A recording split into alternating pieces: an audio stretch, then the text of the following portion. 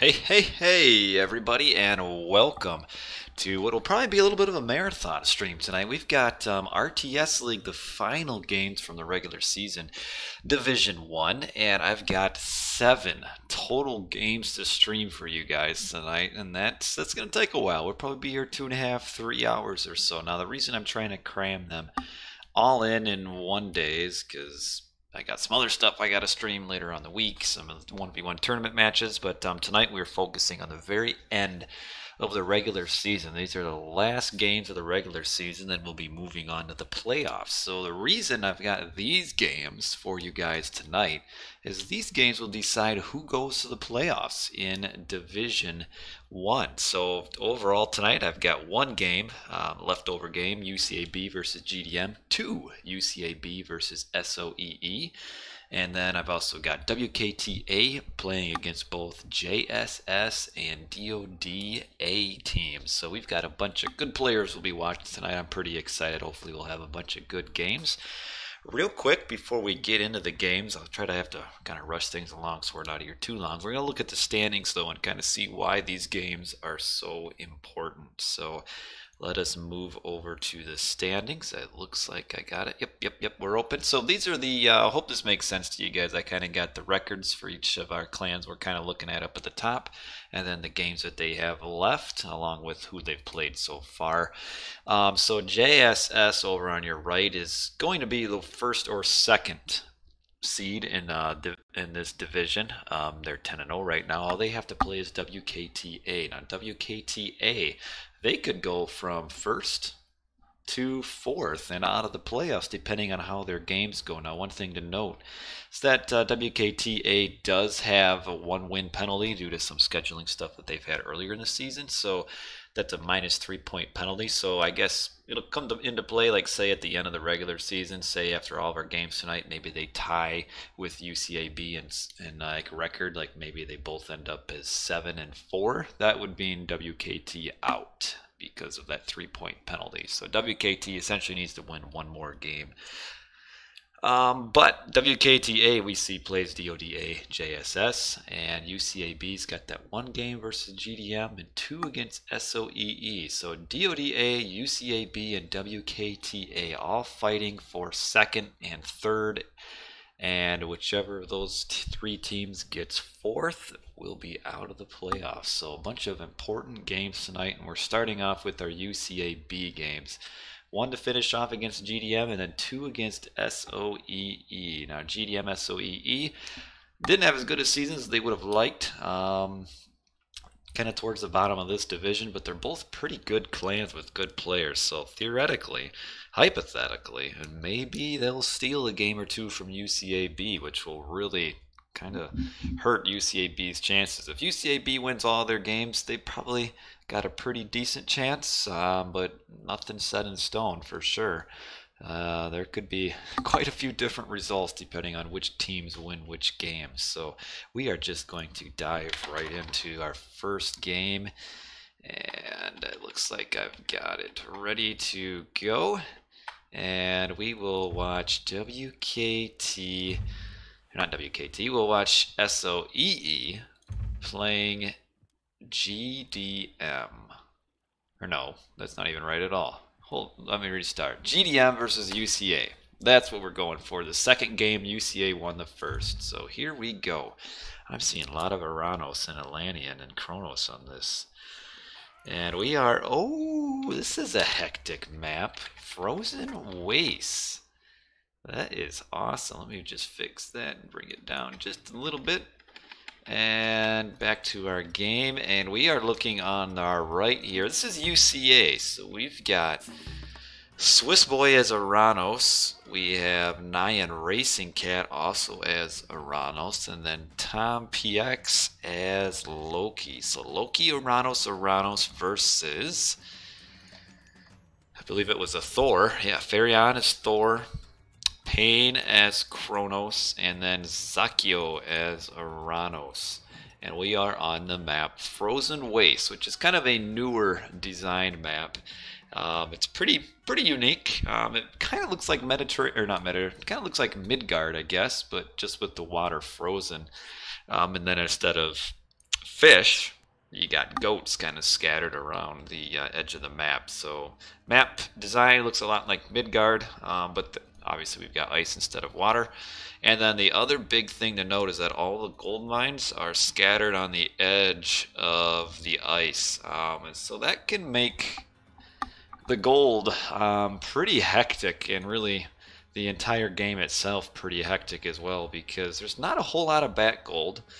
Looks like just 2 gold mines for UCA, and then 2 gold mines as well for Farion and Zakio for GDM. And the rest of them are all forward, and even the back ones, you can't really wall them off very well because of the ice. So it gets pretty hectic trying to get your gold, and like Tom will have a pretty rough time because his team's 2 gold mines that are back way down here. So as soon as this starting gold mine ends, he's gonna have to go way to the forward, and this is, again, not very safe at all. And they've all got 3 aggressive gods. This map tends to be very aggressive just due to where the gold mines are. And the fact that pretty much all the town centers are forward as well. I mean, there's nothing back or no real even like middle town center between the 2 players. They're all forward. There's a ton of hunt in the middle, but man, if you want to hunt from that, you gotta be really bold or maybe just stupid, because it's hard to hunt forward and keep your vills protected, especially when you got Loki, Uranus, Kronos, Thor, Uranus, and Uranus. It's all, yeah, there'll be all sorts of fast units running around looking to kill things. So UCA kind of got more known players, I'd say. Most people know who Nyan, Racing Cat, and Swiss Boy are. They're pretty good team players, pretty good 1v1 in their own right as well. Not like top of the line, but team game, they're pretty good. Tom is maybe just a slight step down from them two, being Nyan and Swiss Boy.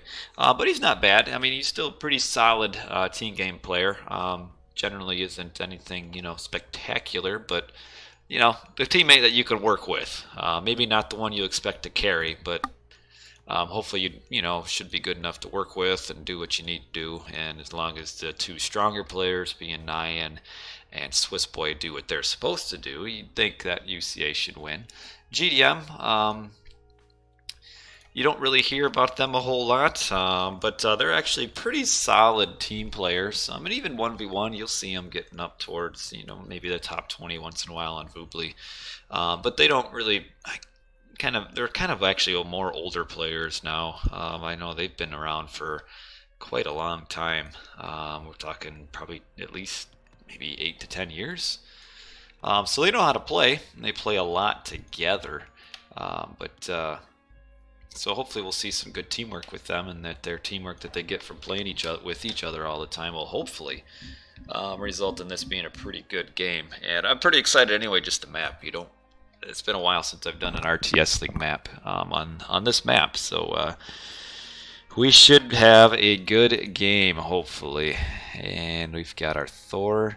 The Thor is a little bit of an interesting choice, I suppose. I would think the Loki maybe a little bit more of a natural pick. And we've got a deconstruct here along with a time shift. So Payne is going to time shift Swiss Boy, and will he get that temple up in time to get his Promethean? It's going to be close, and he's up, and no. So no free Promethean for Swiss Boy, and Payne is getting his Oracle or his Promethean right here. Though it's right in the middle of a bunch of oracles now. Yo, what's up, Nava Cake, the first person in the chat. And I would have thought that Payne would have done forward oracles and valored them to go with his temple, but he's not. And look at this here. Does GDM have line of sight of that? They kind of should. But right now, so far, Payne has kind of thrown away his first 2 Promethean, and there's another one that might take a lot of damage as well. And this is kind of a train wreck of a time shift attack here. I mean, he's lost 2 full Promethean and almost another one for no real reason. And we have Zakio coming in with a little bit of little baby Prometheans in on these guys, just to provide some idle time. This is a very forward hunt, and I noticed that Tom was also hunting very forward as well. I mean, we're seeing some. Oh, Tom has line of sight of this too with his spy. Now we have more Promethean over here. Valerie used here. Uh-oh. A little bit idle. Okay, no big deal. What kind of relic we got here? Anything awesome? Nope. So Tom is seeing these vills coming, and now I think he's waiting for maybe Nyan to show up with him.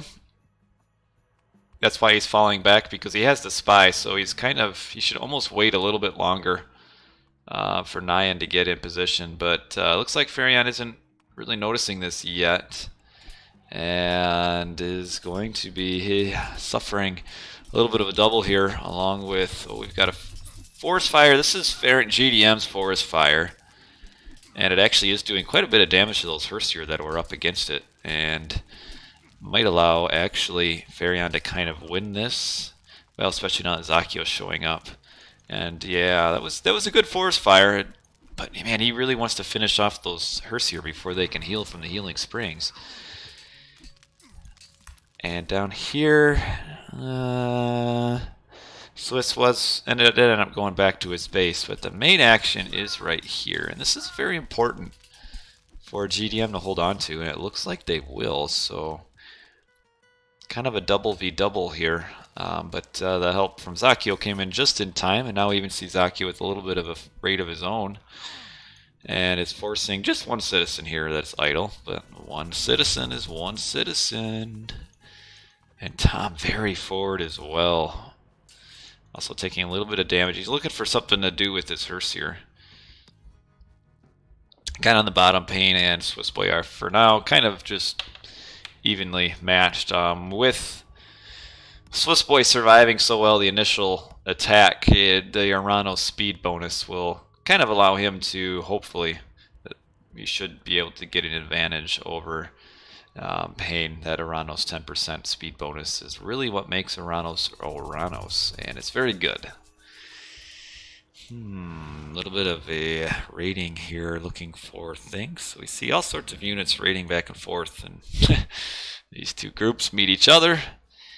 And Farion is looking for these vills to do a raid, but with the Murmillo there, he is going to get the Ox Cart, though. That is very important. Nice pick-off, because the closest drop point for these hunting villagers is way up here. So actually to get that Ox Cart without losing any raiding cavalry, that was really good.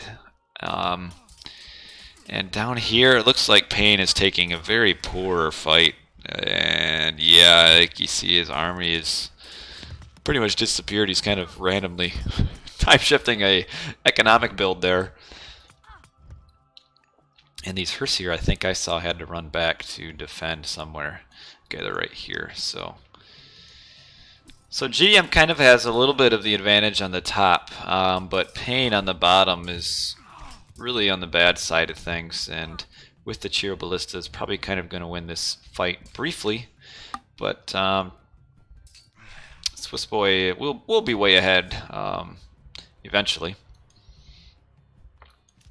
Just that faster unit bonus is just so big.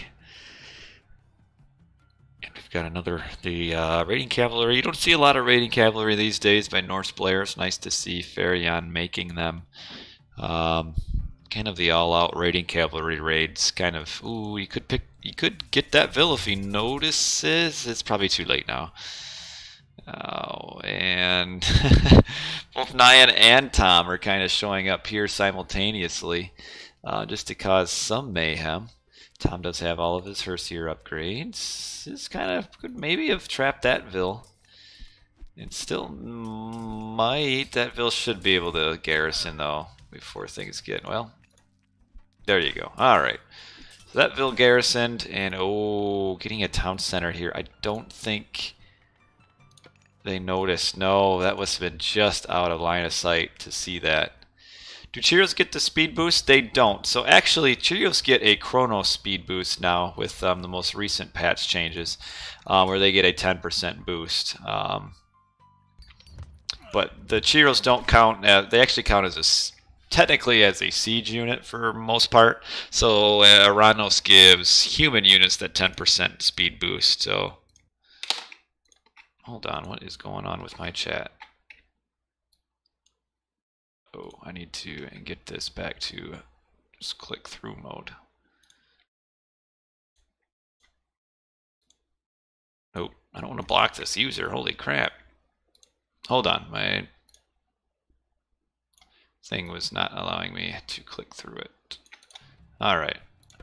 So we'll get back. So hey, no problem for the you're welcome for the stream. Oh, a little bit of a flank here, but you really don't want your the Prometheans fighting your Cheero Ballista there, and kind of force them back. And actually, this fight, Pain is actually holding on a little bit longer than I thought. I thought that maybe Swiss Boy would be able to push through faster, but he's not. And oh, Farion's gold running out at a very inopportune time, and this will be some mayhem done on his dwarfs here. And here comes these throwing axemen coming in to defend, but now Tom needs to run back. You don't want to kind of counteract your raid by losing a lot of units, and he lost 2 hearse here and killed maybe 1 or 2 dwarves, and I'm kind of surprised he was going to that forward gold mine anyway when he's got this one right here. And yeah, it looks, you're right. So you can see how much slower your Ranos units move when you get them in with your Cheero Ballista, and they were a little bit even slower down there because of the melee slow on one of these units. And Farion is actually a very quick heroic. He is up Frost. I don't know if I'm a big fan of that semi-quick heroic. And this is a big fight here. We actually got quite a few Cheero Ballista for Pain, and they're actually doing a lot of work for him. Chronos Cheero Ballista aren't to be scoffed at. They do a lot of damage, and especially in Atlantean vs Atlantean wars. I mean, they shred Murmillo and Catus Beltes. They do pretty decent against Terma. About the only thing that can kind of consistently kill them is Promethean, but the problem is getting enough to kill all of them.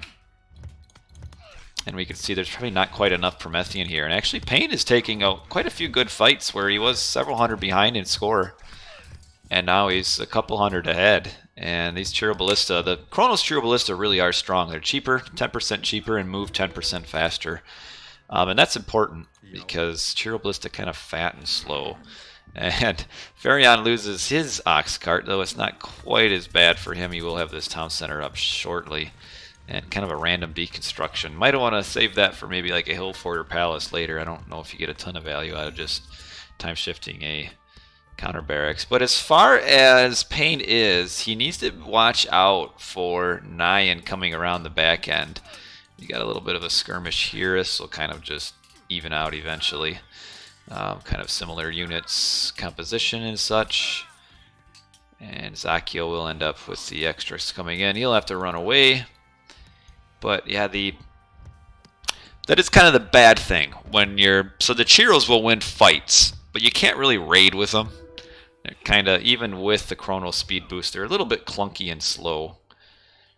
So he can win this fight and kind of press here, but he can't really do a whole lot of raids with. Oh man, wow! If he moved down here with his army advantage right now, that would be huge, but I think he's assuming. But he should know, because they've got this goat on this back gold mine, and they should know that they're not mining there. And he should have checked this gold mine while he had the advantage. And I'm not sure where. Oh, picking a one civvy there, though. But Farion is trying to hunt for too long forward and has to build a very defensive hill fort. And he's going to lose all of his villies. And with him advancing so quickly to a heroic, and oh, a lot of counter raids here. This is why I love this map. There's just so much action over everywhere. We've got you know, a little bit of raid here, fighting here, raids over here, raids up here. It's great. I love it. And we do have Zakio is also in heroic as well. So the first two, and actually I did miss Nyan is up heroic with Hyperion. And man, Pain. I love that name because then you can like kind of Pain could have caused Swiss Boy a lot of pain by parking on this gold mine, but he didn't. Now he's coming, but there is a watchtower, and Swiss Boy kind of has replenished his army, but overall I'd say this is a winning fight for Pain just because of all the cheer ballista he has. We do have that shockwave that'll kind of change things a little bit. Man, nice raid here too on these Villies. And he's going back. I think he would win this fight. And, oh, but we've got, who cares if he wins it or not? We've got Yellow down here completely shredding Swiss Boy's Vills. Wow. But they need some teamwork, and Pain needs to come forward now. Like, there's so much damage to be done if he comes forward. Oh, man. And he's going back even further. Oh, this is why. The vortex to his base. Oh my goodness. So very quick mythic for Nyan Racing Cat. And the vortex to the base is forcing Pain to fall back. And he will probably lose his town center unless Farion uses a frost or something.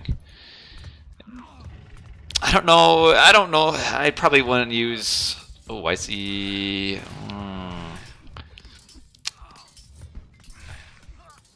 Kind of surprised he's moving. And Farion with a mythic with a rag, but he's got not too many Vills. I'm not sure why. And okay, so now he's coming back to attack this town center, and it looks like he'll finish it off. Yeah, finishes it off. And I don't know where Zakio is. Okay, he's getting raids in. But you'd think Zakio, okay, here comes an army to help out because Pain is in now all of a sudden a world of hurt. Because his army is dead, his town center is gone. He does have two more though. And where are all of his Villies though? Pain is not mining gold anywhere. Okay, so that first vortex is kind of dealt with, but got a lot of value out of that vortex, and I don't know if Farion gets a lot of value out of his 40 Vil reg. I'm kind of surprised he's advancing so quickly. Look at all these Valks though. We got ooh, this Kirablist, if he turned, could maybe kill that, because Zakio still has to defend for Swiss Boy, and it looks, oh man, yeah. Oh, look at all these idle Villies, though. Like right now, GDM has the scored lead, but Pain is kind of on the edge of just getting completely eliminated because Farion right now isn't really doing enough damage. I mean, just look at all this army that's just like idle and doing nothing. And sure, he's got some great raids in the back, but this army doing nothing is, well, it's doing nothing, and I don't know why it's doing nothing, considering he knows that Tom is down here pretty heavily. And Pain is kind of, right now, not doing much. I mean, he's lost all his town centers because of the double. Really, essentially a triple, actually, because he got attacked by Frost, or Swiss Boy, Vortex by Racing Cat, and now we have another Vortex right here. Vortex is so good in this game. And nice Chaos actually gets one of the Fire Giants. This Fire Giant really should get at each other here. We'll kill that town center. But this will end up in the destruction of Zakio's town center as well. And I don't know if... Okay, we have a Frost. Oh, that's too late. Needs to Frost before that town center goes down, I would say. And probably really should have frosted here first. The Frost would have given enough time for like Zakio to come down and help out.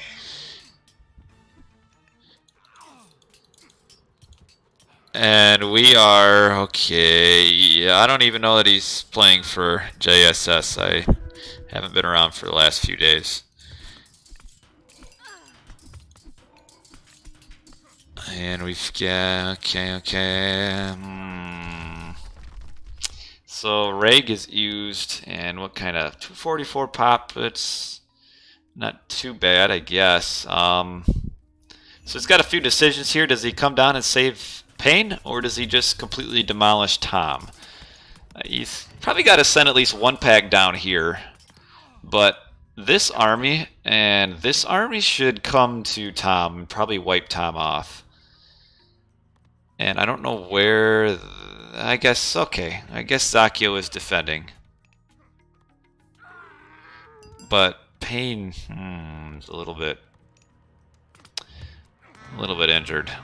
I mean, it's probably, if Ikairo was playing, it's probably because JSS really probably doesn't have too much activity going on right now. I think they started with like 5 players anyway, and if one of them or 2 of them go idle, I mean, now they're really struggling to make games.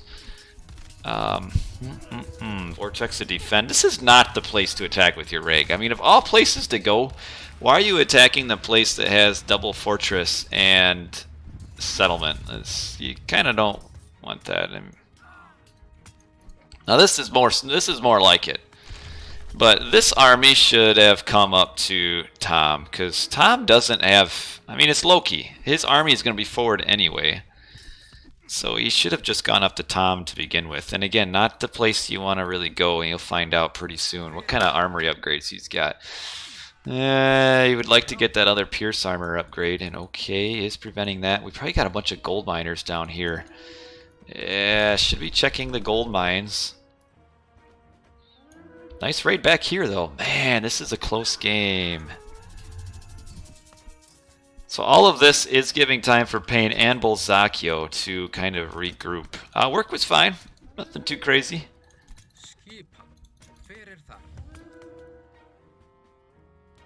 And a little bit of a raid. Actually, these 2 Regs could actually just do a whole lot of damage down on the bottom there. But Farion, as soon as this Reg is done, which is almost done, does get this other Vortex in defense, though. And Swiss Boy is also getting smashed as well. And you got this pretty hefty raid on this gold mine. So right now, actually, UCA does not have any gold. Tom is up tier. That could do some damage in these kind of decimated bases. This one doesn't give much value, but it's getting some value out of that.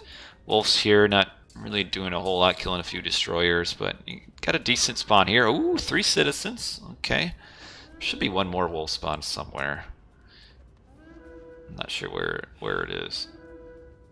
Are there 2 spawns up here maybe? No, just 1.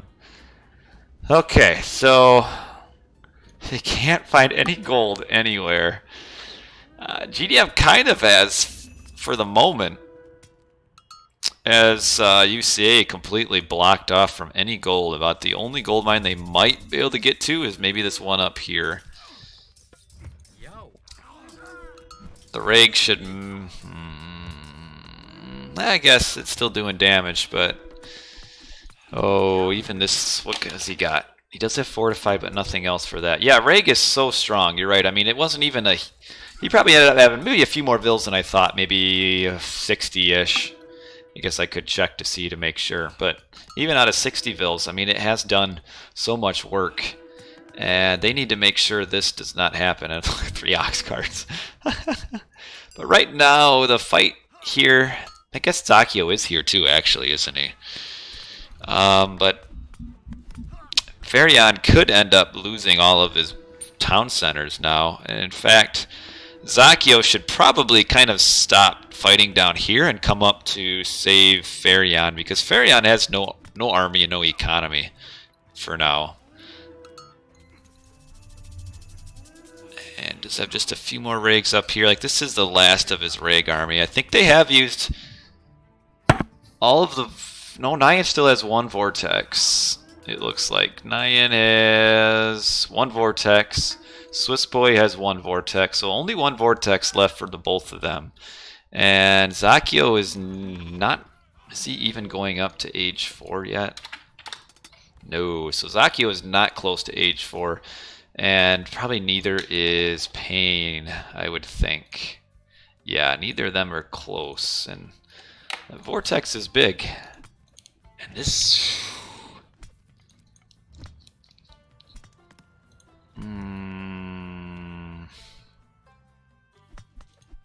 Yeah, Zakio coming so far forward is kind of letting Farion get completely decimated. And now Farion is having to come back with all of his rag heroes. And Zakio needs to help him out. You know, I got to watch out for that as well. But Swiss Boy... See, Nyan is no gold. Zakio is doing okay. He's at full pop. Payne is alright. Swiss Boy's got nothing. He's got no gold. And Tom is actually kind of the closest one to like being at full strength for UCA. Payne used kind of a low value chaos there. Yeah, another chaos used up here. They need to get just a little bit up here, though. This is kind of the only gold mine that UCA has access to, and we saw that Nyan was out of gold, and he's got his 4 citizens that have made their way all the way up there now. A nice town, nice fortress here to protect that one, but Zakio, who's been doing some really good raids all game, needs to kind of keep that going and come up here. But right now, Farion doesn't have anything. His rag ended up coming up here, and it kind of that was the end of the rag. And here come more units as well. We got this randomness going on here. Getting at that last Villy.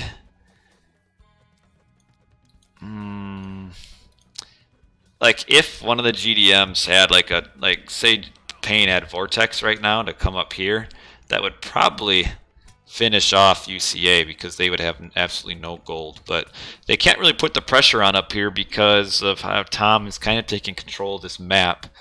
And right now maybe Zakio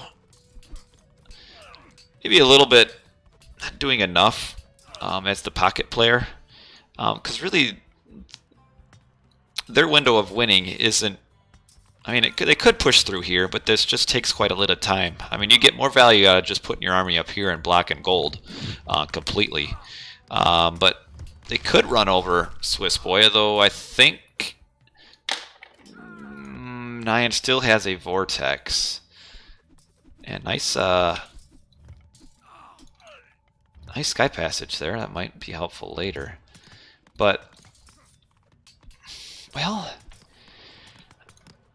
I guess you could run this over. Because Swiss Boy... Oh, they are getting a trade route, too. UCA probably a little bit ahead in trade route. And actually, the only one on GDM that even has trade is Zakio. And with Payne kind of completely out, it's almost turning into a 2v3. So Payne really needs to push through Swiss Boy as quick as he can. I'm guessing, where is this Vortex? Oh, this is a nice Vortex. This will kill some more of Payne's economy and will probably force him maybe defensive. It's got 4 destroyers on that town center and no melee units for Swiss. So that town center probably will go down. Even Swiss was nothing. And this is a trade town center. So this is a... Ooh, Shockwave. Oh, he's getting everything on the town center. And okay, so he gets it. But his army is going to be dead. Nice chaos there. And oh, losing citizens over here. Zakio kind of getting pushed off. Nothing up here, though. Only thing going on is that you got a little bit of a raid here, but you got all of this here, and this is so big.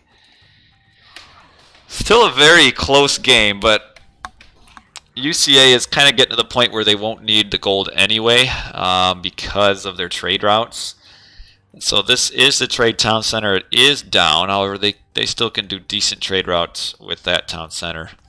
But This Vortex has really caused a ton of damage to Pain, and he is way behind.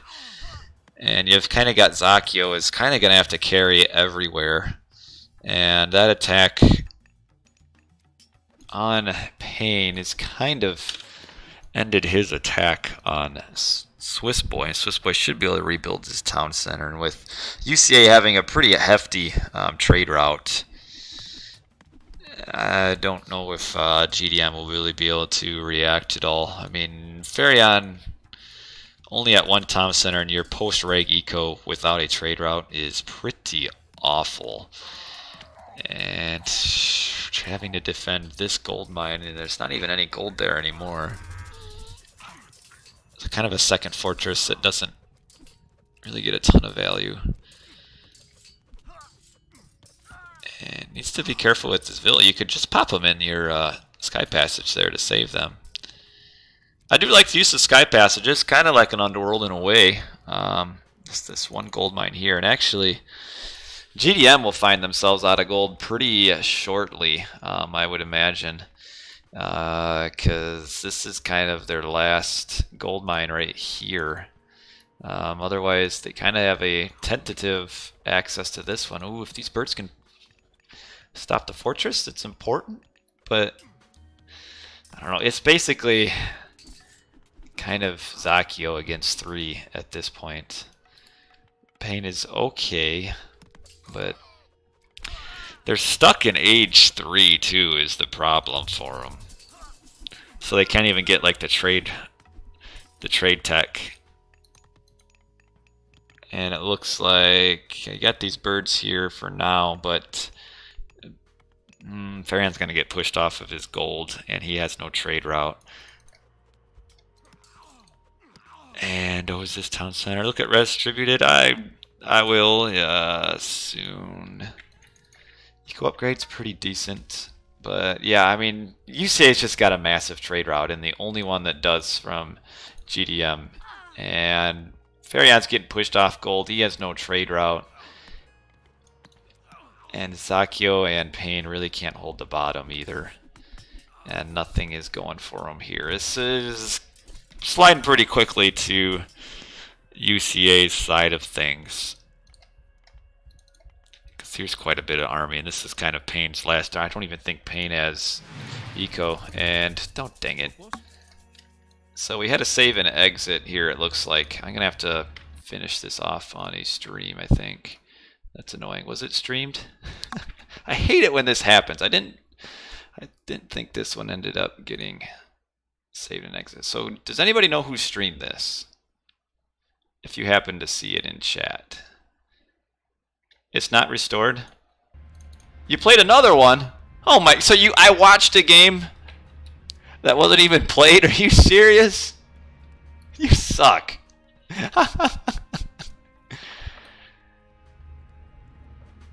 Well, you guys were gonna win this. Anyway. Yeah, fun game to watch. So you guys played another game. Oh my goodness. It was fun though. I mean, this was wild, but when you're looking at it at the end of the day and you're watching a game that really didn't even count towards the standings, it kind of sucks.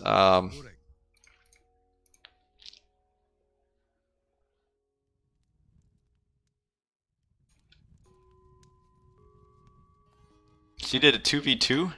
Where did I find this game then? I downloaded it off of... Well... Why was this game uploaded to RTS if this wasn't even the real game? But you guys are gonna win. Anyway.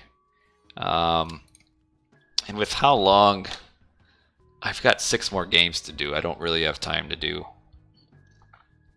a total of 8 tonight, so... I guess just throw it down in the chat. Throw the result down. Did you win the 2v2? Let's take a look at this post game. Resources distributed. So Zakio 3,000, 1900. So you won. So you know what? Because you guys won this game, we will say you won it. So this is the game that you guys won. So GG, well played. A great game by you guys. You guys were going to win this game anyway. Well, I guess someone disconnected Blossom and they probably weren't able to restore, which happens occasionally. I would have said you guys were going to go on to win this because you guys had a trade route. Payne was at one town center, wasn't getting another one anytime soon.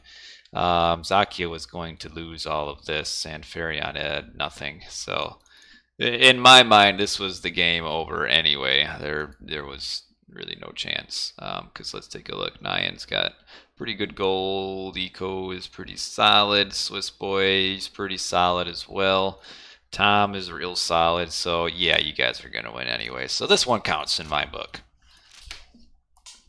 So well played, though. I mean, this would have been nice to see the very end of the game and see how exactly it would have ended. But with this vortex here, who was vortexing here anyway?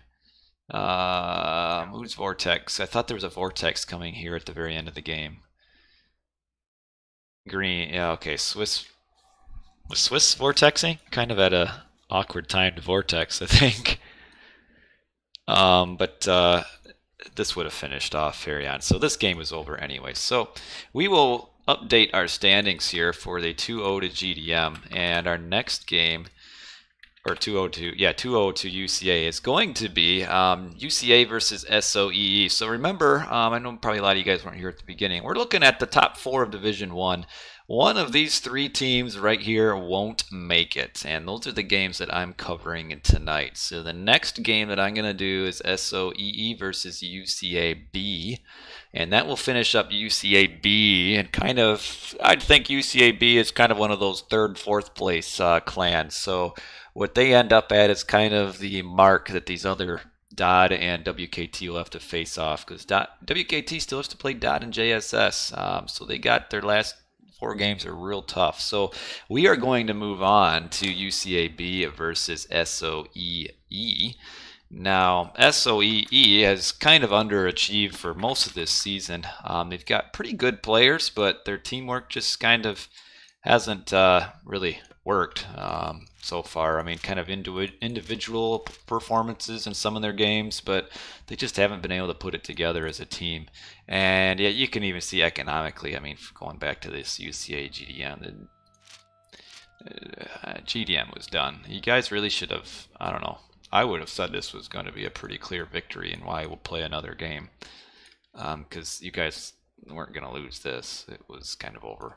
But anyway, we'll move on. SOEE versus UCA. We've got a 2v2, and that's nothing wrong with that. So 2v2 on Medit. So we're going to completely kind of change game styles here and go to a very standard Medit play. So Luyendula and Sun Tzu are our SOEE players. We've got Sun Tzu as Zeus and Luyendula as Kronos. And on our right, we've got Swiss Boy in the blue. He was... Hey, no spoilers, my man. No spoilers. Remember, we're going at... Though maybe you're saying that to throw things off. So we've got Swiss Boy as Kronos and a Racing Cat also as Kronos. So 3 Kronos and Zeus. Kronos is all about the early water aggression. Yeah, no Cyclone. Cyclone played in the first few weeks and then kind of stopped, kind of coincidentally, as SOEE was losing their first few weeks. And I don't know if that's maybe part of it, or maybe he's got a little bit busier, or his time zone doesn't quite work to work out with other people. I'm not really sure. But SOE was losing when Cyclone was playing, although they really, a lot of their games, like against DoD, JSS, and such, like they weren't losing by a lot. We have our first deconstruct here. It's just like in each of the games, there was just a little bit, like in each of SOE's games, there's like been one player that kind of like cost it for them, and the rest were playing pretty solid. For example, last week we've watched, we got the deconstructs over here on these docs as well. SOEE against, who was it that they played and should have beaten in the Marsh game? They should have won that. Oh, that was against WKT. They should have won the Marsh game against WKT, and they didn't. So Nyan, when did you forget your house? So you probably are forgetting it right here, aren't you? Yeah. So he forgot his house, as he put in chat, and he has had an Idleville here for quite a while now. Whenever you watch me play, you see stuff like this pretty often, and it's very frustrating when it happens to forget your house, and that can really slow things down, especially for a Chronos on Medit, because Chronos Medit is all about that very early pressure. You get your deconstruct on the dock, you get your temple time shifted forward, and it's all about, I mean, 10, 15, 20-second delay can really change everything. And we'll kind of compare, I would assume Swiss Boy and 9 will kind of do the same thing. So we'll kind of compare like how forgetting that house kind of delays Nyan as compared to a Swiss Boy. So typically, you, as Atlantean here, you either age up at about 410 or 430. Each option is solid. Your 410 though can be really good if you're able to get really early pressure. It is your economy with the 410 is slightly weaker. I mean, you're aging up with one fewer Ville with a little bit of idle town center time. And Luyandula is kind of doing the 410 into about a 420-ish. Needs to force drop some food here. There he goes. All right, so 420 advance, and Swiss Boy will be going for a 430 advance with one extra Ville. Well, he needs to cancel this Villy. There he goes. Needs to drop. He's a little bit slow on his dropping here. Force dropping his food. He's a little bit behind. And, oh, I got thunder going on outside. Hope I don't end up losing my internet. That would suck. So he's actually about a 440. That's a little bit slow. Nyan is... I think Nyan ended up doing the kind of the 410 minus one Ville. So he's actually more so compared to Luyandula. So Nyan is up 60%. Luyandula is up 78. So it cost him about 15 seconds probably and a little bit of eco. He's doing triple dock so that maybe that dock deconstruct won't be as much of a problem. We'll see if Nyan still goes with a deconstruct of his own and tries to get on this. And we've kind of got a Chronos v Chronos right at each other here. And Luyandula is advancing up, so he's sending some units in to get a little bit of damage in on this Ville here. But Nyan are gathering right next to the town center. We'll probably just move them over. Yeah, move them over to that side. And we do have the lone non-Atlantean, the Zeus, is up with Athena. And Luyandula is very slow to get his first boats out. Like, he advanced faster, but he just made his boats, and Nyan's had his boats out even before Luyandula did. So I don't know if Luyandula forgot to, like, put auto queue on his docks or what. Now we've got Promethean v Promethean, a little bit of a punching battle here. Luyandula moving over, and oh, now Nyan is a little bit outboated for now and running back. And we'll see. So you see the additional docks because of the potential of the Chronos deconstruct. And here comes the deconstruct. Nyan actually only has one dock for now, and he's might have a bit of a trouble getting another dock built potentially. And we've got deconstruct used, okay, on the temple. Could have maybe, oh, okay. Could have maybe gotten a little bit more value to do like a double deconstruct on Sun Tzu's docks.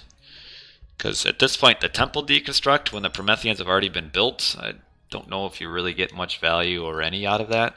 But if you double deconstruct the two docks here, then Swiss Boy could probably push through or at least force like a early restoration.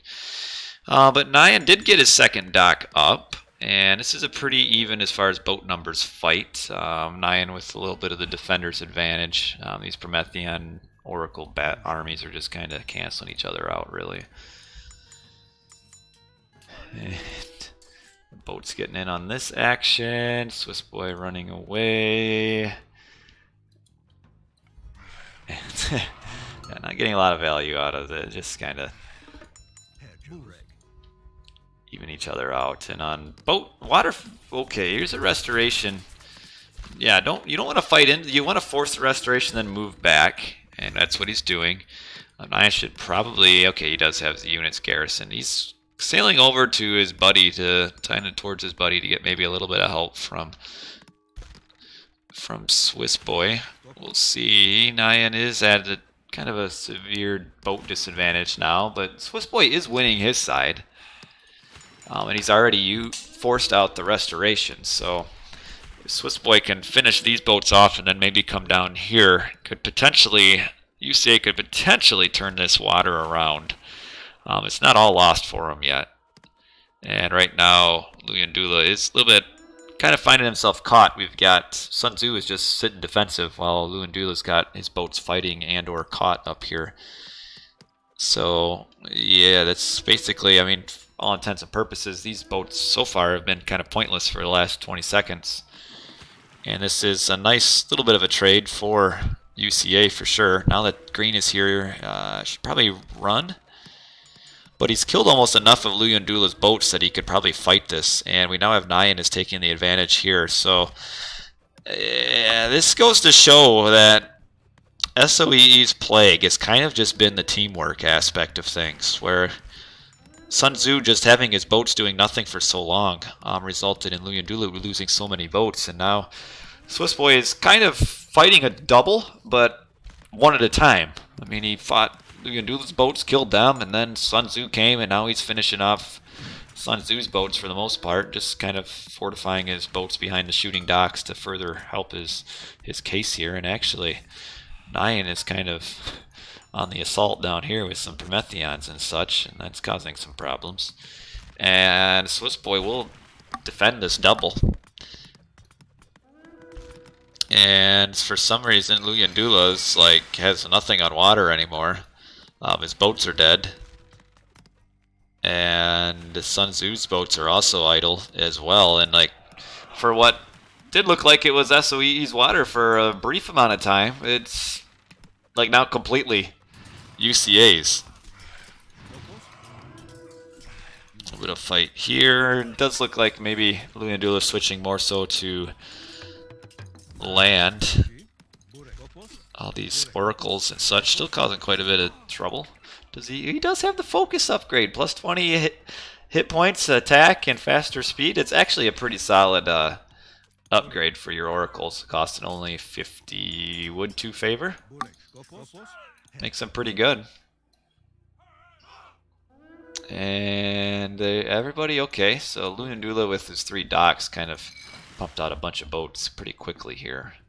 But he had a lot of, they're still idle. They're out of the docks now, but they're just kind of sitting there enjoying the placid waters of Mediterranean for now. Oh, there we go. Now they've started to move. Uh-oh. Nyan, watch your boats. So just kind of passing through. Don't mind me, just wandering through. But is keeping up the pressure on land and shifting the counter barracks down here, moving his temples somewhere. I'm not really sure where he's moving that to. Moving it back, I guess. Just time shifting just because he can. And now we've kind of rotated, and Nyan, with him stopping the boats for a while, is now allowing and it looks like Swiss boy stopped the boats too. That's to grab his second town center. And that's kind of allowing SOE to maybe, for a brief amount of time, kind of recharge their aggression on water. Nyan has some boats, though, killing all of Sun Tzu's fishing. Is Swiss boy making boats still, though? Oh, might want to use Valor just on 2 here. He is making boats, also grabbing his 3rd town center. Oh, so yeah. Probably would have. I know you want to use your Valor when you've got 3 units, and now he uses it after they're kind of half dead. And now we have Swiss Boy pushed off of water. So this is kind of going back and forth, actually, when you consider Medit games and how boring they kind of tend to be. This is kind of a cool game. It's kind of gone back and forth on water. It was SOEE side, and then UCA fought back, and now SOEE fought back on water. Yeah, Medit, it's okay. At least so far this game has been pretty decent. And now, so UCA is kind of losing water and losing it now that Sun Tzu has made a ton of boats. But at the same time, we have Nyan Racing Cat at 2 town centers, and we've got Swiss Boy also at almost 3 town centers. And we have SOE just grabbing a 2nd town center for Sun Tzu and nothing for Luyandula. So even though UCA is getting pushed off of water now, they kind of traded their water advantage into town centers. So it's kind of getting to the point where the water isn't quite as important for your economy. And when you think about it, I mean, look how many boats Sun Tzu has had to make additionally to take the water. I mean, and each boat is 150 resources, so if you don't get value out of the boats, you're essentially throwing away 150 resources. And same thing for Luyandula's got a lot of boats as well. And Nyan does have some idle gold miners here. No, I don't love Medit. And oh, these fills aren't. This isn't gonna work, guys. Head on back home. Odysseus coming up to see what's happening. Well, that's not gonna work either. And we can see because Sun Tzu has spent so much time fighting on the water, he has nothing, absolutely nothing on the land. In fact, these are his first 3 military buildings. And he's going to have a very rough time. Oh, watch your Terma. Watch your Terma. You'll have a very rough time getting this forward town center. Okay, the Terma, I have a death wish, and their wish is getting granted. Luyandula did get his forward town center, and SOE has won water completely. This granary position is kind of cute, but with the way it's going to be, he's not really going to be able to have very many vills like efficiently gathering from this. Like, this is going to be too many vills. Like, with where he's putting the granary, he's really only going to be able to get, like, unless he really micromanages his vills here, they're going to be bonking into each other and all sorts of stuff. We'll revisit this later and see what's going on. Eco upgrades. Okay, first line. Nyan, oh, that's the boar. Nyan's got pickaxe. And with Luyandula, okay. And Sun Tzu. Alrighty, okay. Oh, they did, huh. Well, this ended up a little bit better for him than what I thought. He must have kind of retasked them or something. Okay, this, alright. So that proved me wrong. This is actually about as efficient of a granary as you'll ever see. He got them to all settle right in nicely there. Oh, this boar, or bear. Come on, bear. Get it in. Yes, the bear! I like it. I'm always a fan of the Gaia units, and Luyandula might end up having a little bit of trouble getting that back town center, or a lot. Yeah, this is good. I thought this might end up being a bit of a train wreck, but it ended up being, you're right, about 200% efficiency, so ended up very nicely. And Swiss Boy is up heroic. And Luyandula might actually find himself gold blocked. He's not going to mine gold here. And he's going to have a real hard time mining here, in which I don't even know if I don't think he realizes. Oh, now we're going to start having a little bit of some problems with our villies here on that first bear. Ooh, oh, where'd they going? Oh, he's just retasking them. Okay, now he noticed. But he's got a lot of idleness down here. And quite the fight on this town center. Terma on the Toxotes. Okay. Nice, nice. There you go. Get him again. Okay, got that last one. One more left. And Sun Tzu won't get that town center. Will not. Luyendula is up Hyperion as well, so he is aged up faster than Nyan. Well, Luyendula isn't playing terrible this game. When you say only Ra. I mean, it's pretty even on the bottom. He is aged up faster. Oh, ho, ho! Oh! Oh, the BMS. He does have... He can trade her. No, that's Swiss Boy. Never mind. Luyendula can use a Chaos on one. And, okay, Town Center down. That's going to help Nyan on the front end. I don't really know if you want to be making Hero Terma against these things, though. Can we get maybe these BMS attacking buildings, though? Someone radio Swiss Boy and get these BMS on the buildings. But this town center didn't go the way of them, and that town center is completely not built at all. And now with all this damage up here, we will see these... Oh, okay, so he's trying to get at the... Nyan is getting at these heroes here to try to save the... Okay, I was going to say we might as well have a Chaos there to leave just one BMS left, but at least the BMS is kind of tanking damage. Will he ever get unbanned from RTS Sanctuary? I don't know. It's not my call. I don't know. We'll see, I guess. Time will tell. And oh, all these are going back to defend, and we have two more coming to this forward, and I think that will be the very end of Luyendula's forward base. And actually, these first three BMS have kind of turned the tide completely, and losing this town center forced Luyendula to fall back, and now he's losing the front town center. And that's down, and Sun Tzu is not in any position to do much of anything to help out his buddy. And in fact, he's kind of hurting as well, and he's things are kind of falling back pretty quickly. Skinner, you're in Seattle? Wow, look at you. That's a long way from me.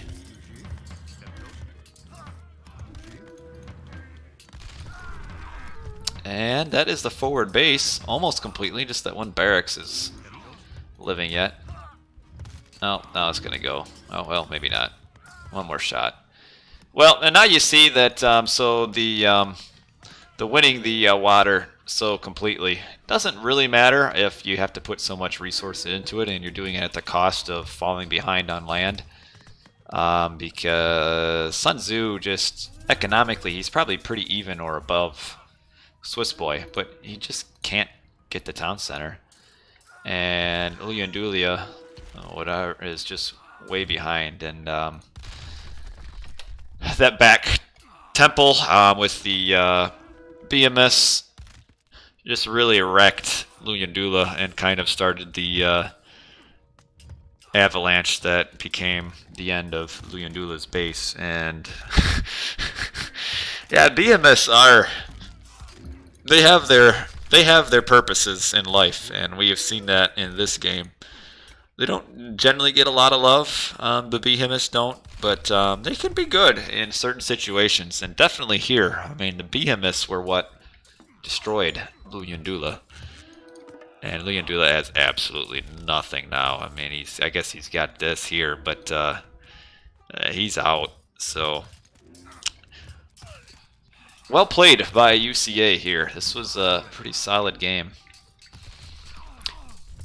Saw Nyan house himself at the beginning. That happens, and they worked through that and moved on. And you were in Buffalo. Never been there either. I've in fact never been in New York, and I've never been in Washington. So where you two guys have been. So nope, never been there. This town center has just like been unbuilt for so long. But yeah, just completely ignoring, well, Nyan is making a few boats on water, I guess, just to completely punish Luyendula. But Luyendula's dead. He's got nothing. Might have been a little bit different. You come back to this boat battle that gave UCA a lot extra time on water.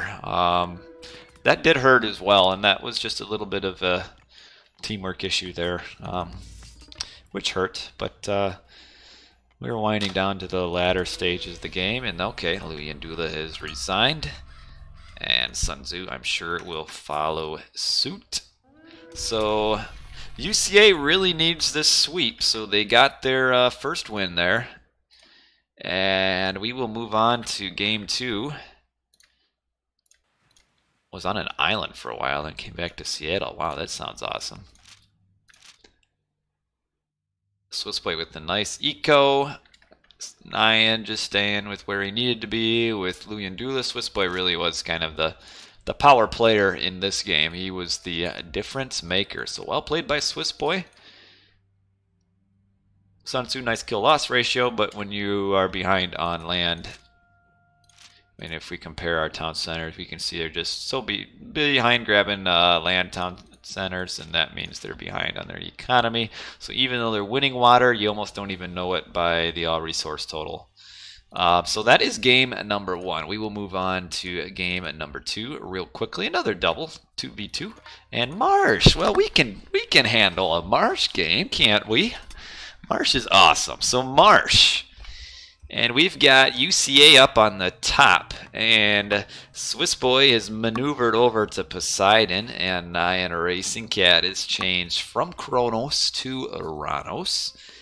And on the bottom are SOEE fellows, and we've got Sun Tzu as Loki, and Luyendula as Set. This game looks really familiar in a way. In fact, it's very similar to our SOEE WKT match. It's actually the same gods and everything, just that the Zeus and the Uranos are switched around. And what we saw in the last Marsh game was that Luyendula really played pretty incompetently as Set. And despite Sun Tzu playing really well, he just couldn't quite drag Luyendula across the finish line and get a victory. So we'll see what happens this game. The last game, Luyendula just like pointlessly made slingers and priests for like 30 minutes into the game against destroyers and Mermillo, and that didn't quite work out for him. If you were to watch this game, and I'm not, my point here isn't to, ridicule players, but that's not it at all. But if you want to watch kind of a misplay as Set, go back and watch SOEE versus WKT, and you will see a Set misplay for sure. It was, of all misplays that you could see, especially like on a Marsh, it was about as misplay as we could ever imagine. Let's take a look at the relics. Marsh does get extra relics, and we'd be looking for that Boots of Kick Everything for the Loki. Dwarven Calipers, Siege Weapons cheaper, Walls and Gates are cheaper, Villagers are cheaper, Houses have more HP, Villager hit points increase. That's actually not a bad relic at all. Myth units train faster, Scare Siege does more damage, and then our last one is Villagers kill animals in a single shot. So actually, overall, the relics are kind of underwhelming for the most part. Not a whole lot of value out of them. There's some that are decent, but overall, not the relics you're really looking for as these gods. So forward town center. This is actually a very forward town center for Sun Tzu. Nyan's is forward as well. It's just kind of towards a little bit more of the middle of the map as opposed to directly at his opponent. Swiss Boys is very forward as well, and actually Luyendula's forward town center is pretty generous. It's not really that far out at all. And actually, he's got some boar right next to it, so he'll most likely do the standard Set thing, which is grab that early town center right away. Might even do a shifting sands rush, judging by the fact that he's got 2 villagers wielding his temple. We'll probably try to advance like at 4:15 or so, and yeah, now he's even empowering it, so he's definitely looking at a aggressive shift at about, well, he might age up after this fill. No, say about a 4:15 up. And then probably try to do a shift sands rush Which, what I mean by that, he'll shift forward his Pharaoh, Priest, and Animals, probably on Swiss Boy, and maybe probably on the wood line here. And then he will, on the other hand, grab a Town Center. Why doesn't Power give a 25? Because without it, oh, but 70% faster? That's, okay. That's just the way it is. I don't think, it might actually be that fast of a construction bonus. That's just the way it was designed, I suppose. Always been that way, and that's just what it is. Gather build rates is a little bit unusual how they work, in that kind of exponentially they are worse. And because if you were to do the 25% on the build rate, because they build so slowly, it would be better, but not a huge bonus. So he's looking for, yeah, his line of sight on the wood line here. Does lose his Aurochs. That should kind of telegraph to Swiss Boy where he's going to shift. And is he going to shift or not? So he uses vision, but uses, that was all too slow. Like, you need to use your vision. Okay, now he shifted. What the heck? Well, I don't know. When you talk about misplaying set, for example, I have nothing else to say.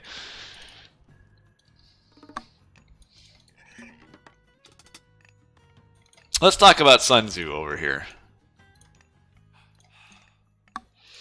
Sun Tzu will be, he does have myth units trained faster. That'll be help later on. But he didn't even get that relic, and that relic sucked anyway. What relic was it? Villagers are cheaper. That really isn't even that good of a relic. It saves you like 400 food at most. Which, I mean, is pretty decent, but that's, I don't know. Pretty good. Up down Sigma. Well, I'm glad you got rid of up down Sigma, because that's kind of weird. But yeah, he's not. Oh, okay. Oh, it's almost like the Sun Tzu Hersier kind of forced these Villies to retreat. They're really trying to get. Yeah. Well, he could have done a lot of things. With this shift. The problem with this shift is that he kind of telegraphed it was coming by having the Auroch come in on the wood line, and then he was just too slow to use vision to get line of sight. Like, as set, if you want to do your surprise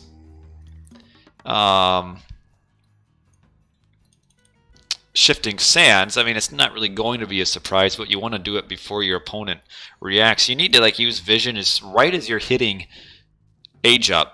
Like, as soon as you hit age up, you use vision, and then you use shifting sands, and then go. And you're doing that within like a matter of a couple seconds. He wasn't even ready for a shift until like 10 seconds after he aged up, and Swiss Boy just reacted by sending all his vills down. That's a nice little story about your name there in chat, Sigma. I like it. I like that, man. You put a little bit of thought about it there. Or maybe that's just what you've kind of like taught yourself that was for after you had. Oh wow. So now Luyandula's animal army is getting completely surrounded, and he got absolutely no value out of his shift at all. And the one thing you do lose out on when you shift your Pharaoh forward is you're losing out on your 20% villager gather drop off. And that's pretty significant. Where are these Villies coming?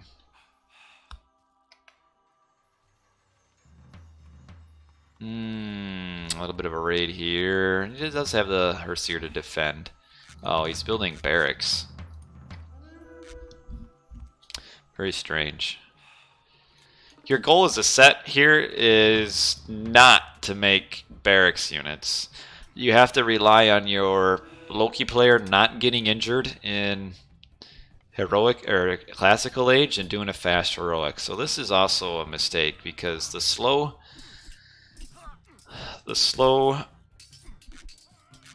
barracks units just aren't of much value, and this is a bad fight for Sun Tzu to take as well. And I guess the spearmen are slowly coming. And, well, I don't know. I guess those Hippicon kind of fell apart a little bit sooner than I thought, so sometimes don't mind me, and that was a good fight for Sun Tzu to take. But now we see the uselessness of the barracks units. They'll get picked off and a waste of eco. But, oh, maybe kill a few vills here, but lose some. Hippicon is getting himself stuck in the gold mine. There he goes.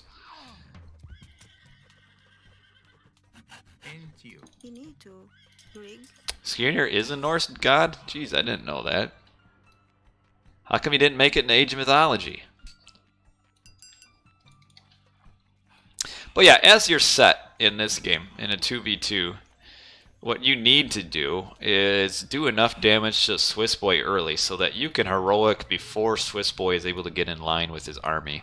Because Luyendula didn't do any damage with his shift, and we've got like 18 vills to hunt 5 gazelle, or deer or whatever. But because he didn't do enough damage to Swiss Boy's army is in line, and that's kind of forcing Sun Tzu to fight a double in a way. And Luyendula would like to just do a straight up semi-fast heroic, but he can't now.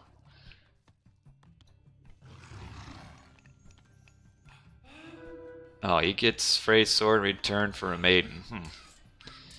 And okay, getting a little bit of value. Yeah, I'll be honest, I actually don't know a lot about like the actual story of the gods at all. I just play Age of Mythology. Okay, nice little raid here. And now we have UCA has kind of taken firm control of all of the map. And as set, kind of what you want is to be in charge of the map, and he's not. And that is forcing... Oh, no, this is not good. Oh, these Hippicon should be able to probably finish off the hearse here. Just depends on what they spawn. Troll is not a beneficial spawn right there. But now that the villagers are running, kind of can run his army. Now that the more Hersier is showing up. And we've got the spearmen. Well, if Swiss Boy were paying attention, you'd surround these spearmen. Oh, spearmen running around the other side of this forest. He was scared of Medusa. Medusa was scary. There was an old game for the NES that had a Medusa in it. I think it was Daydreaming Davy, and that had a Medusa in it. I remember being scared in that part of the game as well. There's just something creepy. The Medusa's very creepy. Man, that was a long time ago. The fact that I still remember that part kind of should tell you. I mean, we're talking like 20-some years ago, and I still remember that Medusa in Daydreaming Davy for the Nintendo. But we've got a little bit of a problem here for Sun Tzu and Luyendula, where they're kind of out-armied quite a bit here. Like these barracks units, well, they're kind of gone. And the 2 barracks are dead, and then these Hippicon can really straight up fight these Hersier here, and Luyendula's army is... he doesn't have one. So essentially what we've seen for much of this game is that Sun Tzu has been playing a double. He's been doing a 2v1. Luyendula's sending over 4 Slinger at one time to save the day. And that's not happening. And now that all 100 of these villagers have done... See, now he's up, but he's up like 2 minutes slower than what he needed to be. Here come the Slingers. Oh, 5 Slingers. Okay. So they are pushing them back, but Sun Tzu has lost a ton of the economy so far throughout this game. And, oh, dude, just stop that town center. which is good. Sun Tzu probably stuck in age 2 for a while. Yeah, he needs quite a bit of food to age up. You saw orca whales, that's cool. Oh, a ceasefire. Okay. Oh, where are these villies? There they are. So ceasefire for to stop A, the Migdal, B, end the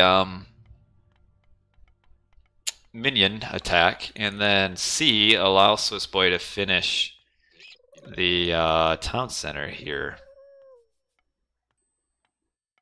So a very nice ceasefire, actually. Gets him quite a bit of value out of that. And now it gives him time for his Hippocon to show up.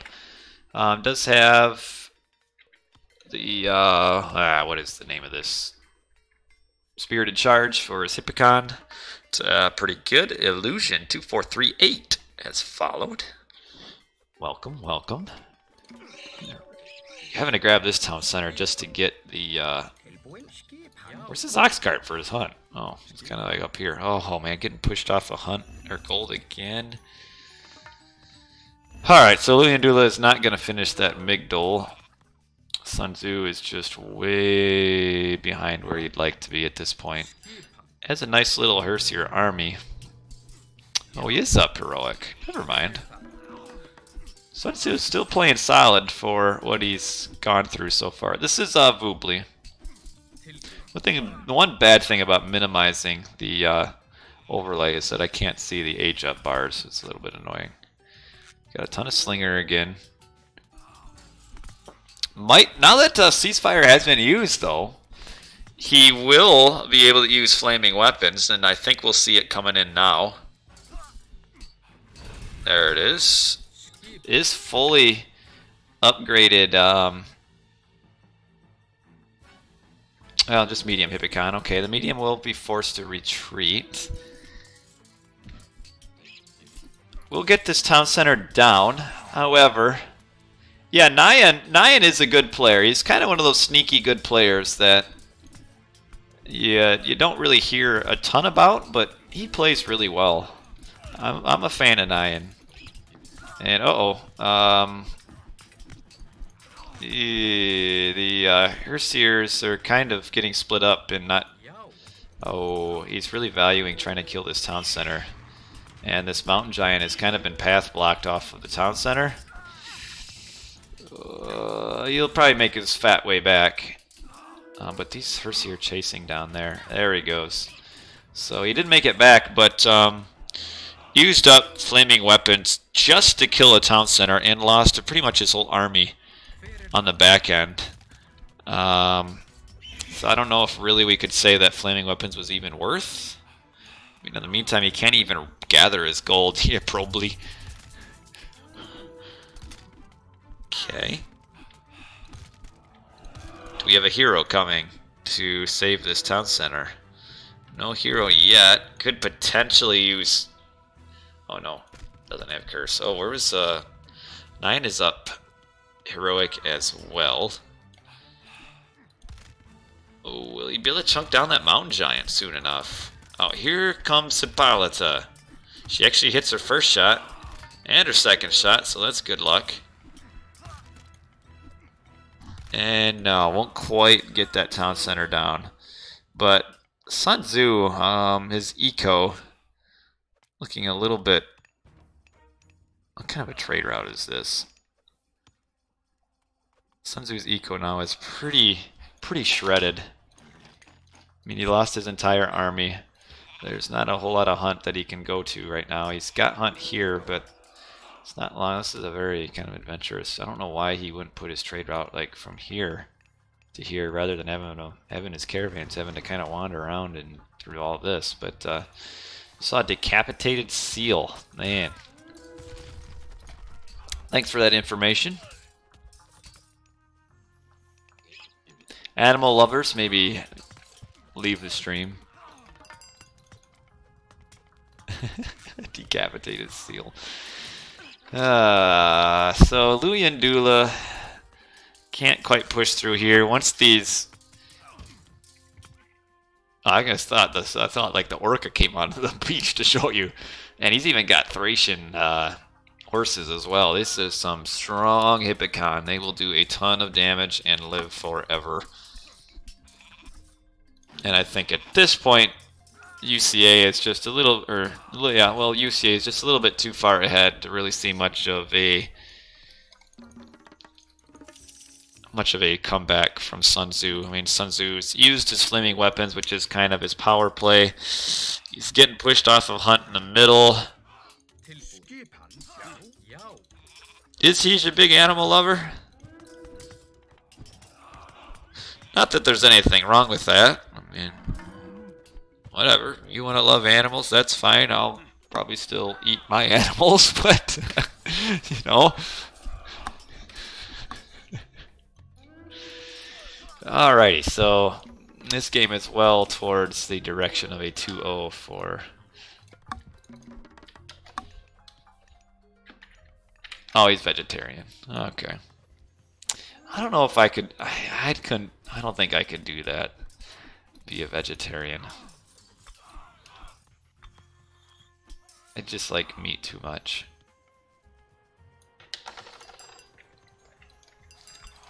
Yeah, typical Loki upgrades. Yeah, you're right. Well, Sun Tzu hasn't had gold is his problem.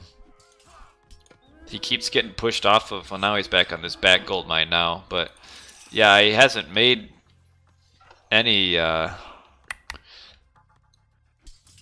battle boards, you're right.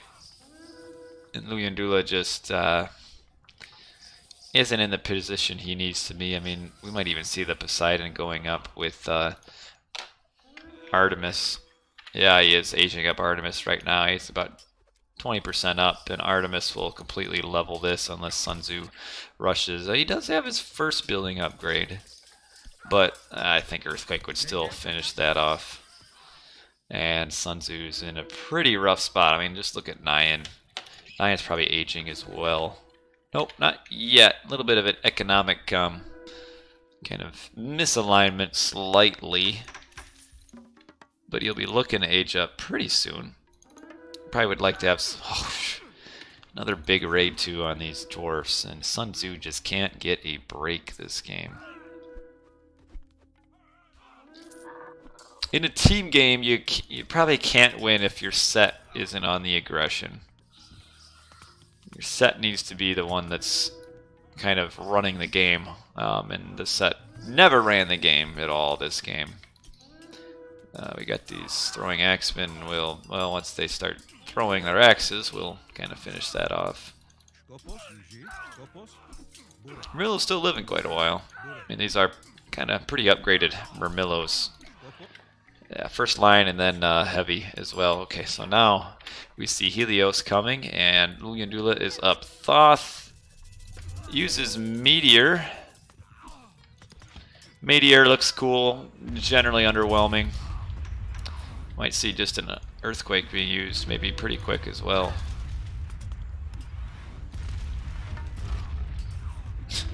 Right on his own units. See, one of the problems with Meteor is it does heat seek hit points, but trees have hit points, so it also will heat seek trees as well. So when it's randomly going to heat seek all of your buildings, it'll get at your... Where's Earthquake used? Oh, the base. And there's a few too many buildings there for it to do what he wanted. Doesn't actually kill a whole lot. Like, probably should have just done it here, maybe. I guess he does have the second building upgrade. Yes, this is the third. I am doing 7 tonight, so we've got a ways to go yet. So, yeah, Earthquake, you didn't get any value out of that. Just too many buildings, though. Even here, with all the building upgrades, wouldn't have gotten a lot of value out of that either.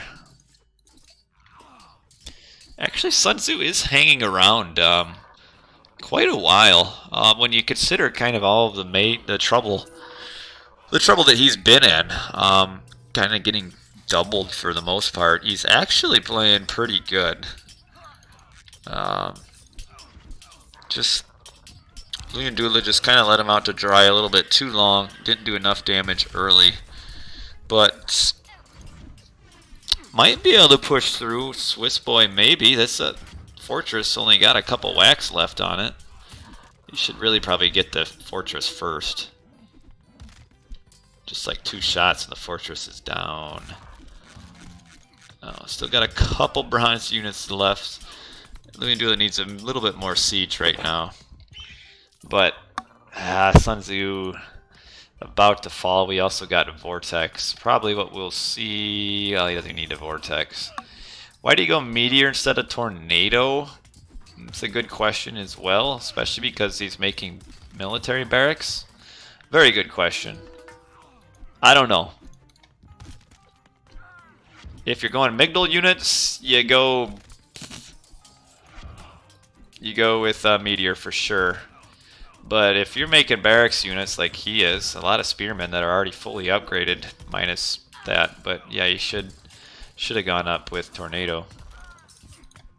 I mean, just the techs for the spearmen are worth it. Oh, if that catapult would have gotten out that last shot, it probably would have killed the town center. Oh, here comes another catapult, kind of coming from random. Oh, well, how about you shoot, though?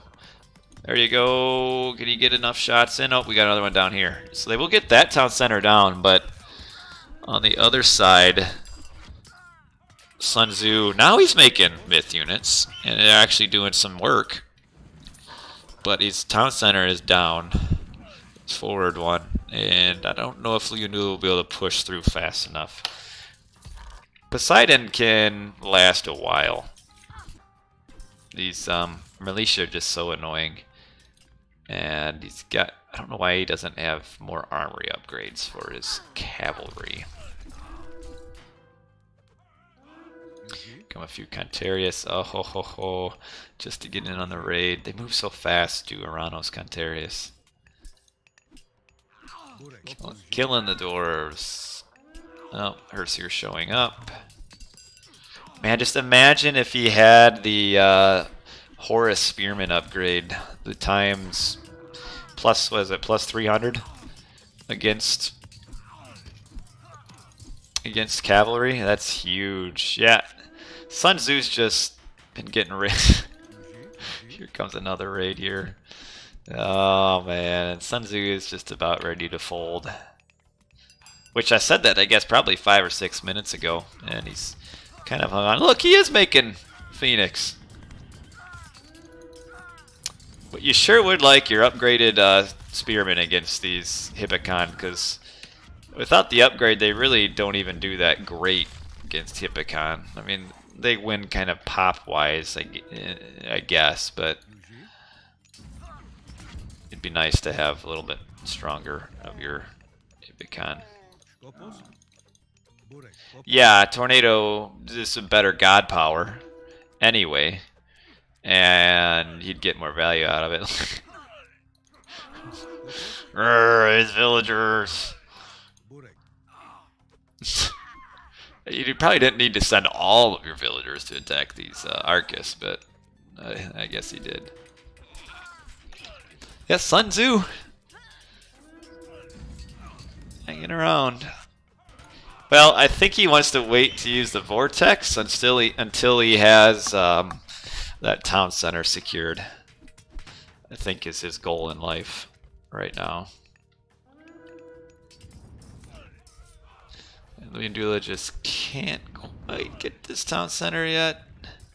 So we might see the vortex once this town center gets built. Maybe. Though right now his army is kind of so far forward. No spoilers, Arrow.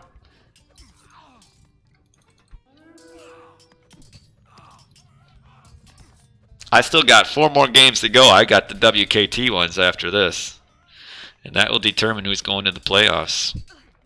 All right, this big band smashing away at the tower. And yeah, Luandula, now that Swiss Boy kind of solidified a little bit here, Luandula can't even get control of that. And Sun Tzu slowly fading.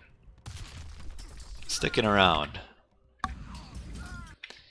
Okay, so he's finally getting his crenellations up for red. Good question. He does have crenellations.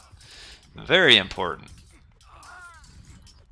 Makes towers do so much. I mean, just look how much HP it's chunking from that Hippicon. This is crenellations. That's probably just too strong. It does a ton of extra damage, especially when you consider the tower's firing multiple arrows. It's such a huge attack bonus. Yeah, Sun Tzu just lasts forever. And he just needs Luyendula to do something, but Luyendula is actually now falling. And probably will end up allowing Swiss Boy to retake the town center. Just UCA's got just a much more solidified economy, and Sun Tzu is now looking like he's finally going to die. And you could say and put the blame on Sun Tzu, but really you watch the entirety of the game, and he played about as well as he could given all of the doubles that he was taking early on. He played a pretty decent game. There were just some mistakes by Luyendula early that kind of cost the early set aggression that they need to kind of control the early game. And they couldn't control the early game. Sun Tzu found himself continually getting raided, and the set just never quite got online to where it needed to be.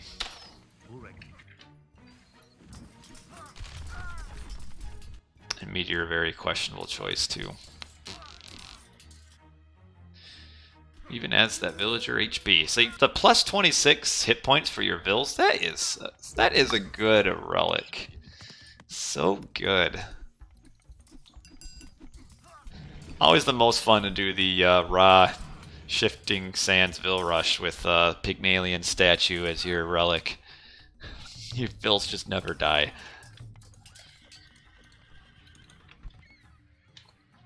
Alright.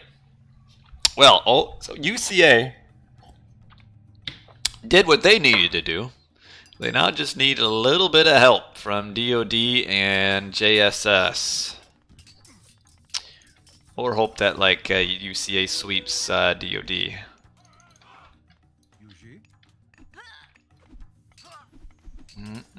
Well, these SOE guys just don't want to resign. Yeah, poor Sun Tzu never quite made it up Mythic. Yeah, you're right. So we will see. We will see. Remember, I haven't watched the games, and maybe some people in chat haven't either. So, and there it is. GG's finally getting called, and look at this. Really incompetent trade route too. I mean, why? I mean, they have to like cut themselves off. I mean, why not from here straight over to here? I mean, just look how bad this trade route is. Just because he built his market. I mean, why didn't he? Might as well just build his market down there. Like, this is so incompetent of a trade route. Like, you don't get bonus points for having your camels trade in an S pattern. But anyway, we will take a look. Just Sun Tzu, just you see the raids, just never able to get his eco going, losing a ton here. Economically, you can do kind of at a late game surge, but needs that late game surge to be a little bit sooner. So that is a 2-0 to UCA. So that concludes UCA's regular season. We will now move over to our standings and kind of update this. So UCA finishes 8-4 with a 2-0 sweep of SOEE. So 8-4.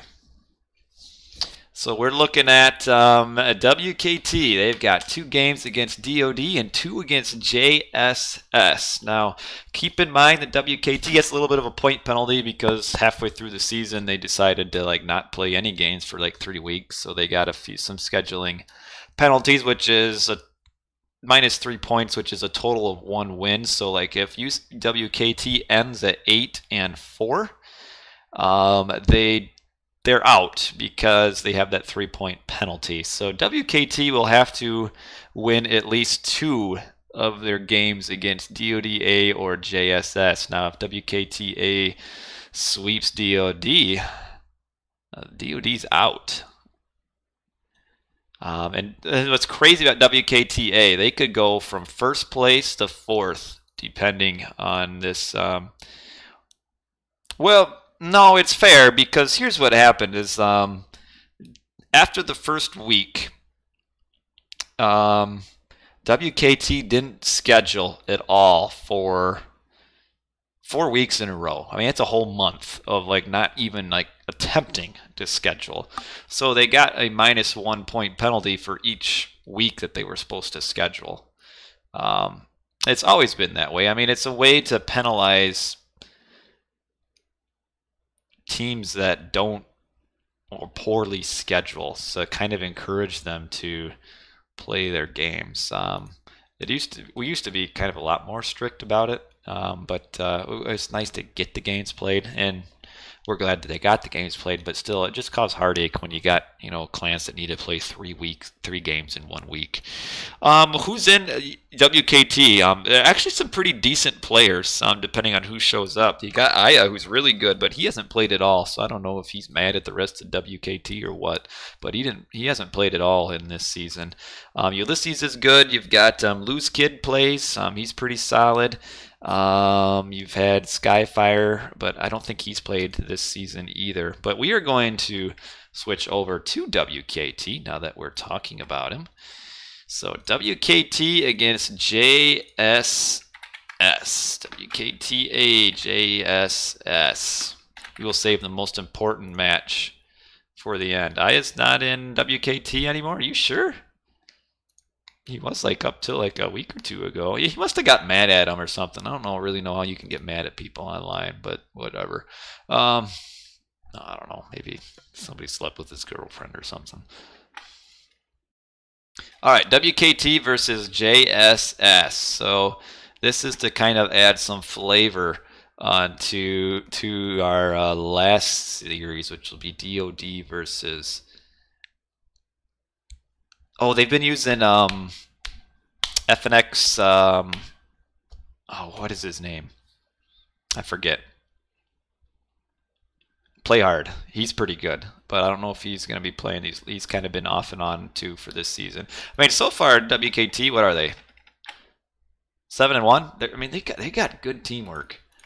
But we will move on. JSS versus WKT.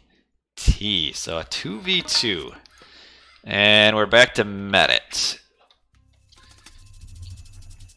And we've got on the top is WKT. We've got Ulysses as Zeus and Eric BR as Zeus. I think this is the first time Eric's played for WKT this season. He's kind of a step down from maybe who they've normally been playing. Not that Eric is bad, but not to the level of like Loose Kid or Play Hard. So it'll be a little bit tough, maybe. And kind of interesting to see him going to the granary. Slows down the boat build a little bit. And actually, with as close as those Aurochs spawned, he probably could have gotten the first one to die right around, definitely like here. He didn't even need to build the granary at all. Because they have a wander radius, and I mean, I don't know what exactly would be, but he'd be able to wander till about right up here, and that's worth it, for sure. So kind of surprised he did that. Ulysses is actually one of those players that maybe a year ago you wouldn't have known anything about, but he's actually gotten pretty solid. He's a pretty decent player. Down on the bottom though is JSS, and we've got Miracle Man as Gaia, and then Icaro is Zeus. So don't be surprised. Gaia on Medit is not a bad choice, and Miracle Man plays Gaia quite a bit because Gaia, when you consider just the water attack, Gaia is better than Uranus when it comes to water aggression, and Gaia also gives trees to his ally, and that's like not only do you not have to build a storehouse, your villagers, the Greek villagers also gather like, I forget what it is exactly, about 10 to 13% faster from Gaia trees. So like this is a huge eco boost to Icaro.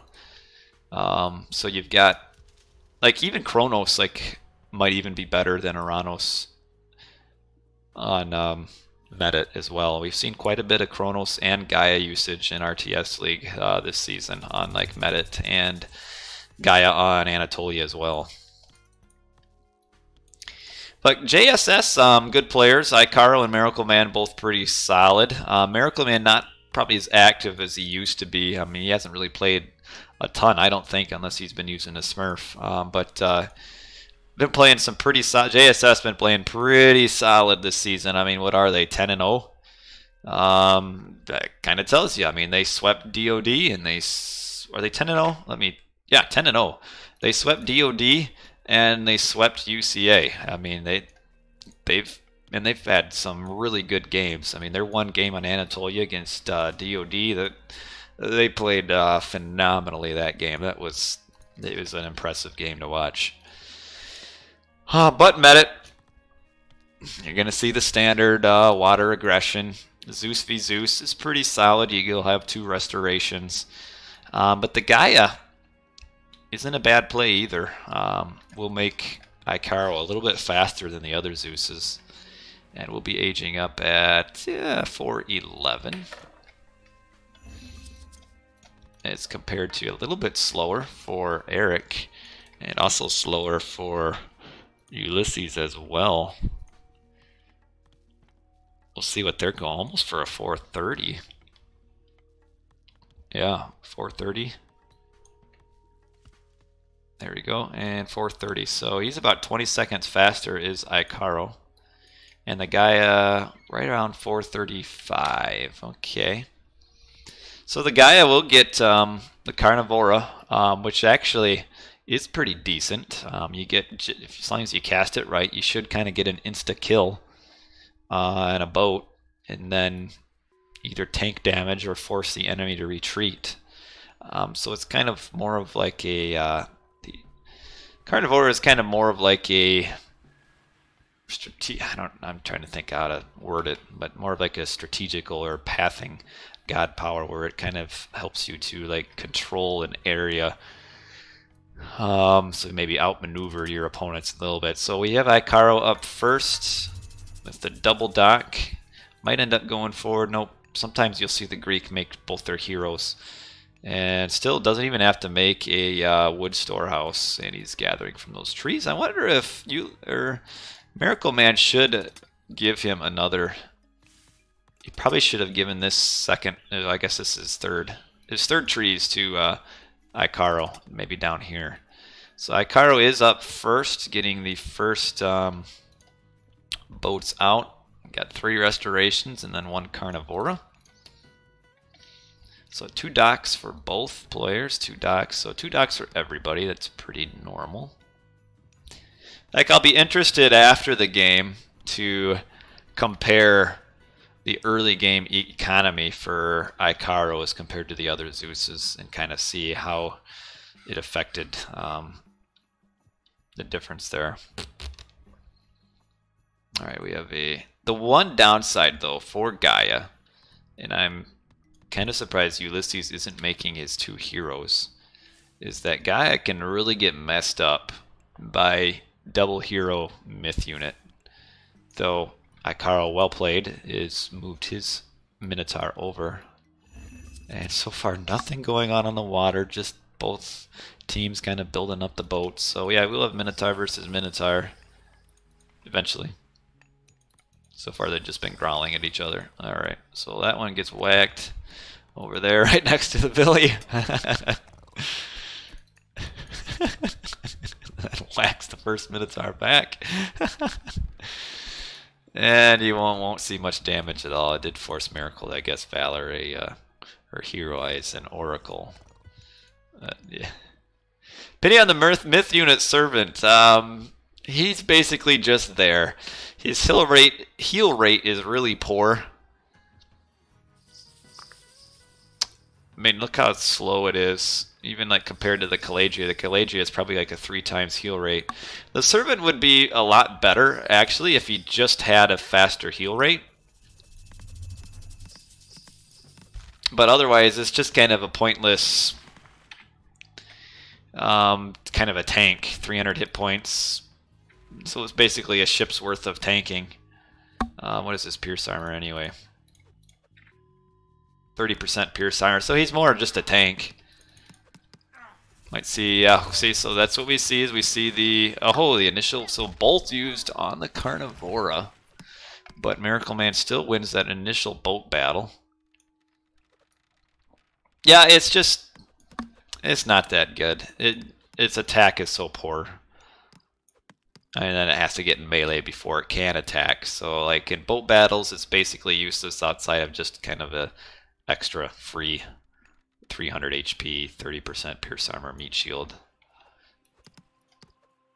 If its healing rate were good, it would that would like completely change it. You just have to micro to heal your boats up. Okay, so far it's just a one-on-one on both sides. The Miracle a little bit out microing there. Dude, typically, yeah, you're right. It is like, it's such a dumb name. Like, I don't know if that's if there even was a servant in mythology at all, or if they just completely made it up. I don't know.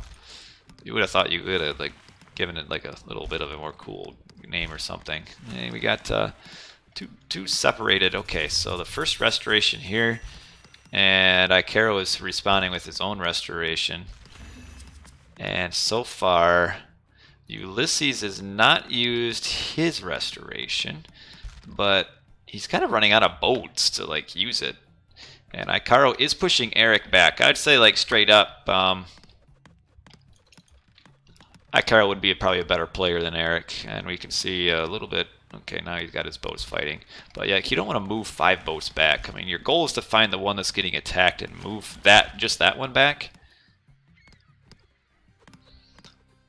Surprised we aren't saying, because WKT has double restoration, that they aren't going to kind of do a collaborative effort on the water, and then they could both benefit from restoration.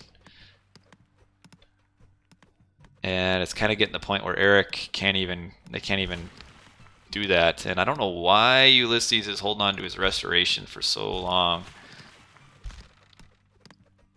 He's kind of getting to the point where he's again just losing boats where it might not even be worth it, and like he needs to come over here ASAP.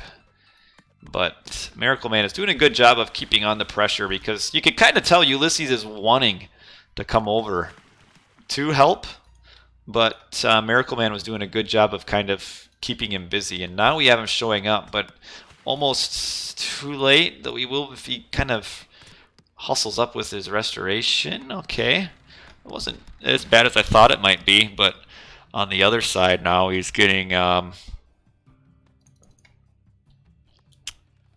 of getting raided on boats.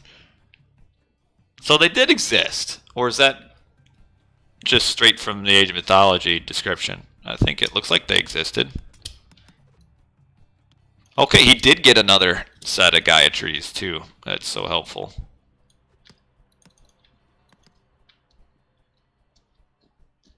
So the servants of Oceanus appeared as human torso. So it's from Age of Mythology, so it's not even real. Like they just made that crap up.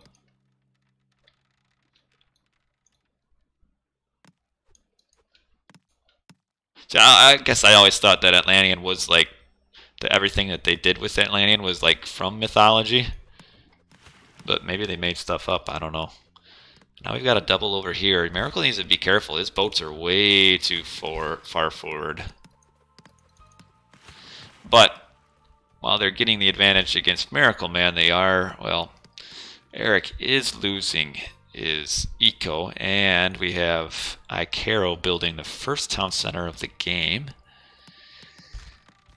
So WKT needs to take the water pretty quickly, but Icaro still has a pretty huge army. We might end up seeing a big fight right here pretty soon if Icaro comes. Okay, he's splitting up his boats, actually. It's probably pretty wise. So he'll do some raiding on the back end and then come down to, okay, so Eric going back to defend. Ulysses needs to, no, the reset. Oh, Carnivora use, will they bolt it? No, leave it up. I don't know what Ulysses is holding his restoration for. We have Miracle Man grabbing a town center as well, so both WKTs are substantially behind. Okay, but we do have Ulysses grabbing one. And actually, never mind. Eric's got one too. Just need to process that they're building town centers.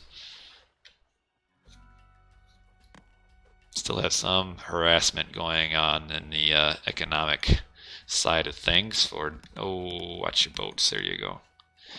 But yeah, as your double Zeus here, what you need to do is you need to press the issue using your double restoration. And they haven't done that, and because they were kind of defensive for a bit, losing their water, they're falling behind on the mainland. To the point where like a restoration battle win really won't be of any value at a certain point. And now we have restoration. That's kind of like a low value restoration too. Like it wasn't even really used in the midst of like a fight or anything. But Miracle Man does have his boats in a bit of a bind here, as long as Eric comes forward and fights as well. So far Eric's boats he's just kind of criming them right next to Ulysses, so they're not even shooting. Probably could have like split them up and gone on either side. And now we have that big boat battle that was eventually coming, and oh, WKT went all that far forward just to end up retreating, and man, that's a lot of damage to Eric's boats, and they used restoration, so now any kind of hope of winning the water kind of went away. Kind of just a premature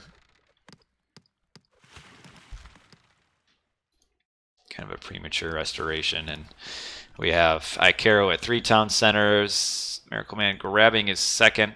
We do have Eric grabbing his as well. Not quite where WKT wants to be. I mean, the game's not over, but they're just kind of falling behind, just slowly and slowly. And they do have double Zeus. That is a power spike in late game as well, if they can kind of solidify and get to that point. But we have the Gaia being real cheeky up here and building right on top of that town center. And we're going to see kind of what happened in one of the earlier games where the Zeus just could never get on land. And you got the Gaia Lush, which will prevent the town center from being built. You have eco upgrades. Doesn't even have the fish upgrade yet, and neither does Ulysses, whereas Gaia does, and channels too. And Icaro has the fishing upgrade and economically on land.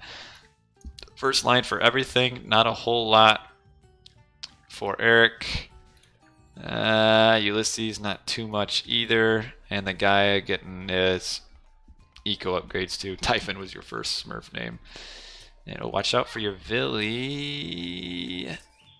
Okay, runner, run. There you go. Woo-hoo-hoo! Runs away with one more hit left. Here's another kind of a fight. And at this point, water is almost kind of pointless in a way. I mean, you can win it and keep fishing if you really want to, but kind of getting to the point where you're extra eco. What is that citizen? What does she need? Servant. Oh, you could fly the Caladri up there. You cheeky fellow. But as we can see through the score differentials is that WKT is falling behind. I mean, it's mainly economically that they are behind. Just had some more harass in their fish. Right now Eric isn't fishing. He does have his 3 town centers, and Ulysses is at his 2.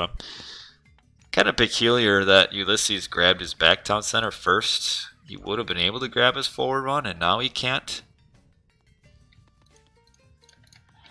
Hika Gigantes. And Eric is the first up to Apollo.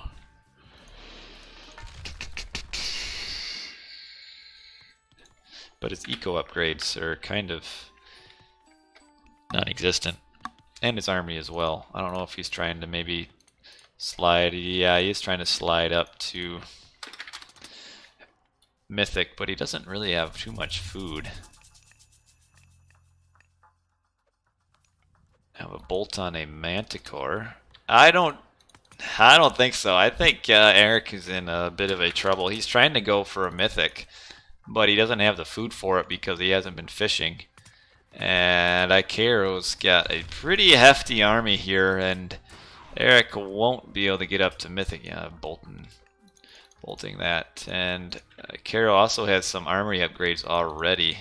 He's actually got he's actually got quite a few upgrades for his hoplites, and Eric might be in a bit of trouble here.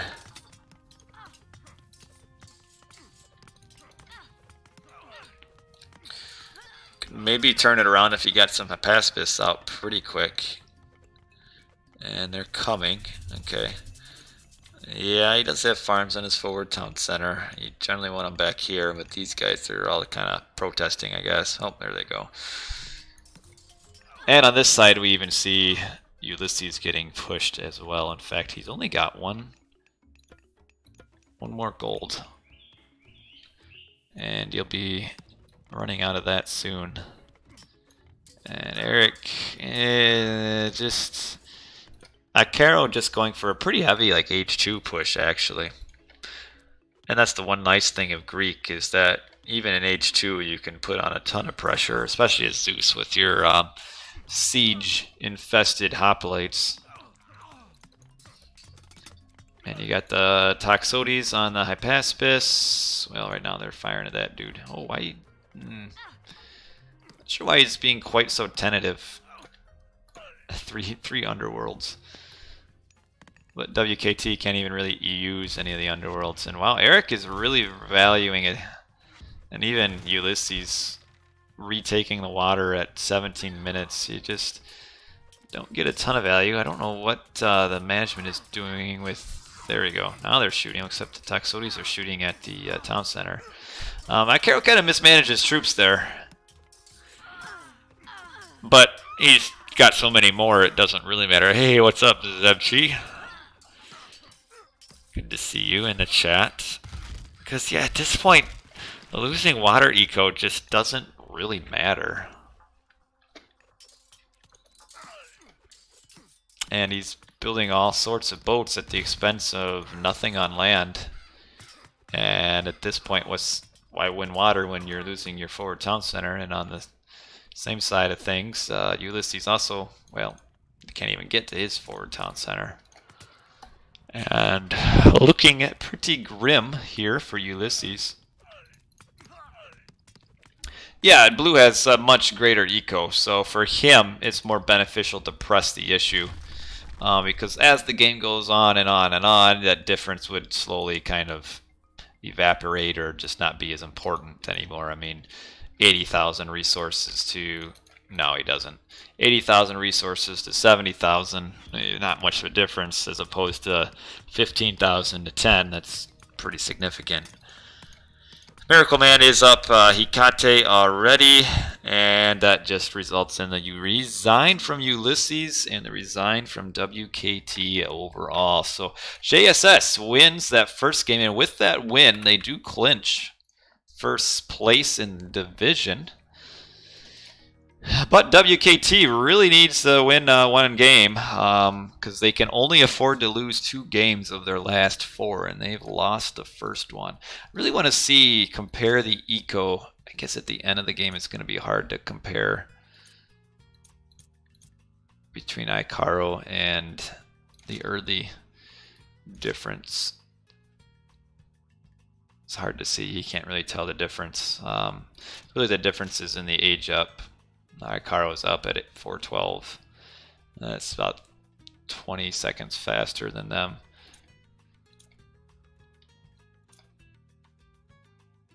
And he actually wasn't super far. This is where the town centers start rolling. He said he got his town centers faster, got his eco upgrades too. I don't even know if WKT, yeah, Eric didn't even get the fishing upgrade, and Ikara was getting all of the upgrades. I mean, really, this does kind of show the difference, at least in some upgrades. Miracle Man, he's Gaia, so he'll be way up there. But that's game 1 on Medit, and we will move to game number 2. Okay, another Marsh. We've got some Medit and Marsh love tonight. So, Aranos, Zeus Aranos. Okay, so WKT are our teal and green. So, Eric is Zeus and Ulysses is Aranos. I'm kind of surprised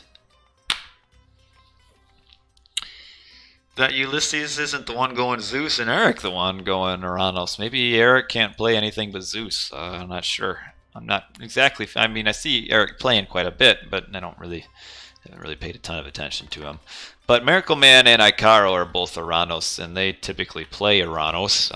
They're pretty good players, really good team players, especially. So, I mean, just looking at the matchup, definitely the players are benefiting JSS for sure. Aranos v Aranos, you can really take advantage of the Zeus. Zeus, you don't get as much value out of your... What's going on here? Don't get as much value out of your centaurs in, when you're facing off against Aranos.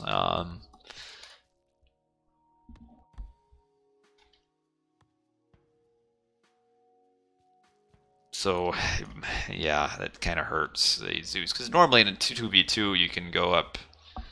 You can go up Athena too if you really wanted, but the centaurs, in any team game, the centaur just gets so much value. But against double Aranos with the 3 early valors, it just takes a while before you'll get really much benefit out of your centaurs, to the point where Zeus will kind of be online a little bit later than Miracle and Ikaro.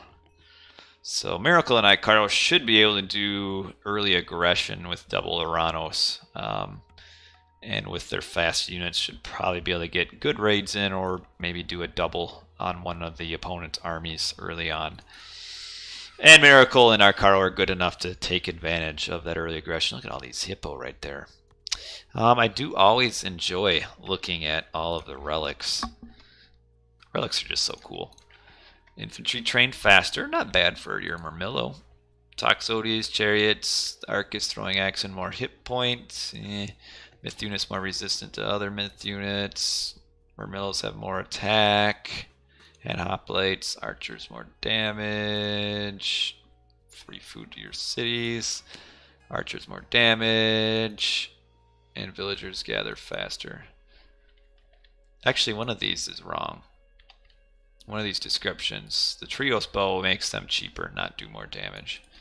Would have thought that ever. Should have fixed that at some point, I suppose. Okay, what do we got here? Atlantean Classical Age isn't too exciting. Taunt centers are all pretty well forward. Actually, kind of a closed off Marsh comparative to what it could be. The swatter actually stretches pretty far out and in the middle on this side. So you kind of got your middle right only at the middle. And you Miracle could be a little bit maybe wall this off and get access to a lot of pretty safe hunt here if you really wanted to. But with the 5 back, and you got also some more hippo here, you've got the 5. Well, never mind. Actually, where are the 5 for him? Maybe he's eating them already, or maybe he didn't get any. No, that's kind of weird. Where are his 5 hippo? There's his 5. There's 2. I don't... Okay, well, did he kill some over here already? Kind of be surprised if he did. Don't think Miracle got his 5 hippo. What a ripoff. Who designs these maps anyway? Alrighty, what do we got? Is he going up? He is going up Hermes. That's pretty standard.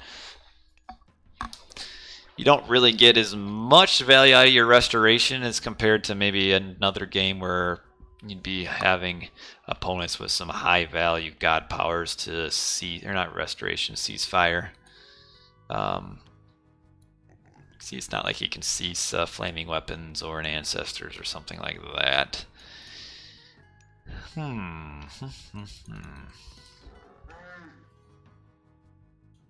at all these pigs. It's just a plethora of pigs. Eric, meanwhile, has only got 3. Jeez. Yeah, Ulysses. Well, Carol's got some, but Ulysses, holy cow, 19 pigs. It's very generous. Very early advance, actually. Oh, look at that. Really high style. Just garrisoning just to not get hit by the hippo.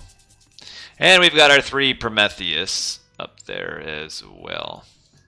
I don't know why you wouldn't like donate some of your pigs over to your ally. Yeah, I don't know where. I think Eric must have done the side sweep first and then gone in the middle. Always on Marsh or any game where there are herdables, it can make such a huge difference getting those herdables. And we've got the oracles used on these villies. Miracle might end up having to have a little bit of idle villy time, actually. Ooh, come on, attack it! Attack! Oh, come on! You scuffed that. Oh my goodness. Should have been a dead citizen.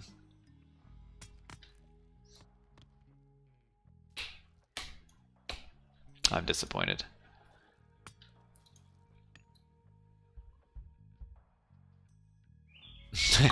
Now she'll come all the way back and hide next to the town center, probably.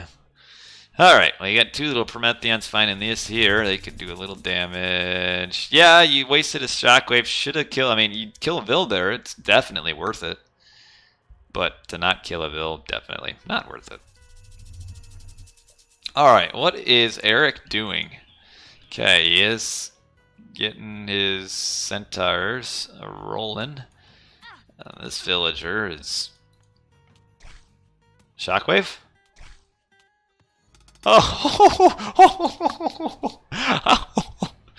Thought we were going to see a dead Villy. Carl could have shockwaved that one and killed it. Still, this Villy's got to kind of hang out in the building until these Prometheans are cleared out. Miracle might just kind of orbit this manor for a while. Yeah. Look at this. Oh, this game. Oh, now they're running away.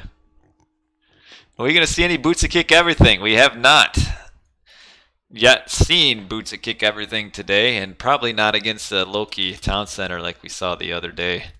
Oh, that was impressive. Well, who should Valor? Ulysses can't because he used it. Oh, yeah, okay, he's up now. I don't know what he's... Yeah, he does. He can Valor. It's a nice little fight for him, though. Gotta... Okay. Kind of bringing back that Terma. Yeah, but the problem is... Well, I guess he could do it. You know what, though? No, it won't. Because the way Valor works is it also does the... it bases the heal on how much hit points it currently has. So if, for example, it has right now 2% of its hit points, if you use Valor on it, it'll only gain that 2% of hit points. I'm pretty sure that's how it works. So you don't want to, you actually wouldn't want to Valor that because it'd only get like an extra like 3 or 4 hit points. Because it's all proportional. Yeah, that is how it works. Because it's the same thing when you use Valor on like half healed units. I think they only go up a... oh, this guy just snagged a relic here. I guess I haven't ever checked to make sure, but I'm almost positive that's how it works. Is it just they just get their increase of proportional HP. Yeah, I gotta be idle here too. So Ulysses trying to force some idle time from his opponent, and right now Miracle. Okay, he's hunting there. So we've actually got 3 citizens stuck in this manor right now.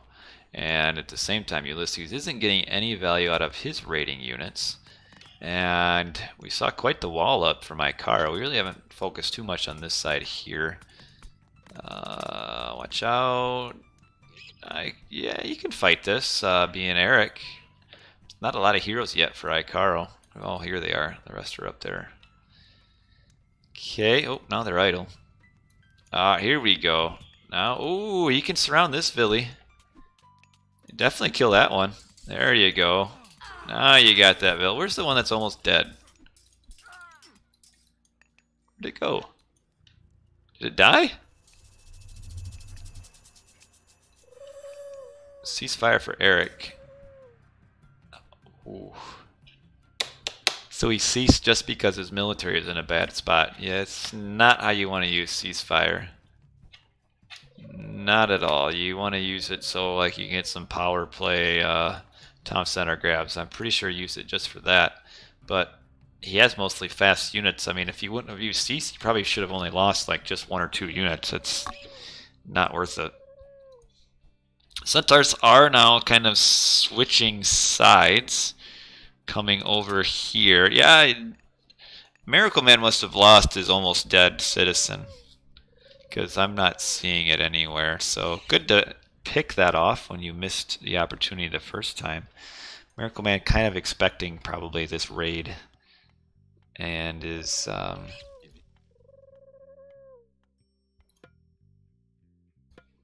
okay, he's hoping that it's not a hero citizen here. Do note that you want to have, if you're going to be forward building or something, especially against a god that has myth units, you want to have your villager be hero. Also, hero villagers do build faster than non-hero, so they build it's better anyway. Ooh, this is a nice little packet of army here. So far, I haven't really seen anything great or awesome. Oh, I don't know if Ulysses has the army advantage there, though. Oh, what is Icaro doing with his army? Wow, it took a lot of extra damage there. I think he should win this. Bolt on. Oh, you get more value out of bolting a Murmillo than you do out of a Terma. The Murmillo do a little bit more damage, I would say. I mean, you don't really get much value out of just bolting a solitary hero anyway, but he did. So we've got Icaro with 2 town centers, and Ulysses was the first to grab a second town center.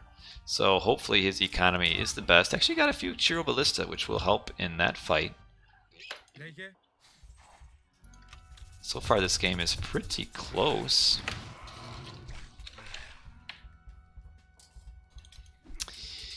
Alrighty. Here comes Eric over to help out. Once he gets there, I would think this would be a WKT advantage. These units are just kind of slowly coming up just to get attacked. Might be trying to... Oh, ho, ho, ho, ho. A citizen got in just in time. Oh, that could be a pretty solid shockwave. They start getting on all those Terma. Yeah, that killed like 5 extra Terma. That was a pretty nice shockwave there. And then these Terma are getting confused by the trees here. Stupid Terma. And then this one just runs right through the forest, because why not? And then dies anyway.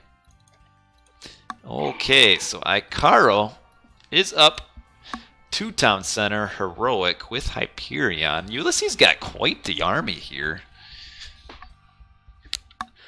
What they should realize is with Icaro going for the quick heroic, this is kind of their time to push somewhere. What has he got, like spread formation on his military or what? It's like half the map. So WKT needs to push right now. Like, okay, this town center is getting grabbed, and so is this one. But they have the military advantage for now. But this army, Chaos is a pretty strong god power, though. Get the Centaur and a few hoplites. And ooh, this is quite the Promethean package here. Who's at 105 pop? Eric is only at 105 pop though.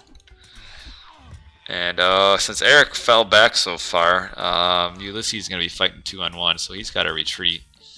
And oh, kind of mismatching his army here. Oh, ouch. That is not good.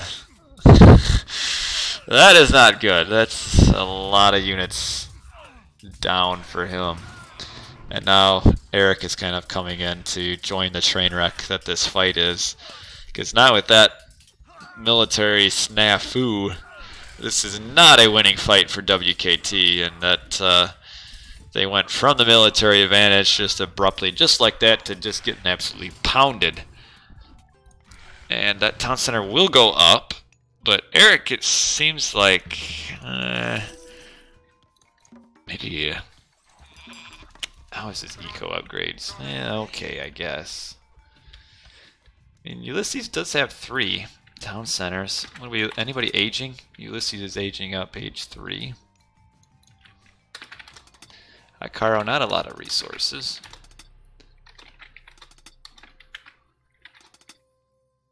Ulysses, not a lot. Miracle Man has a lot, but not aging up yet either. These centaurs will be centaurs really do well against the satyrs do well against centaur, because a satyr special, because it does kind of area damage. The centaurs can't dodge the satyr special, so it still does damage to them. Yeah, the satyrs are still a little bit too strong. It's a kind of combination of they're pretty cheap. I mean, they only cost wood. And they also do quite a bit of damage, and a little bit of a raid here. Kind of a counter raid here, but the centaur on the hero citizen don't quite do the damage like this will here.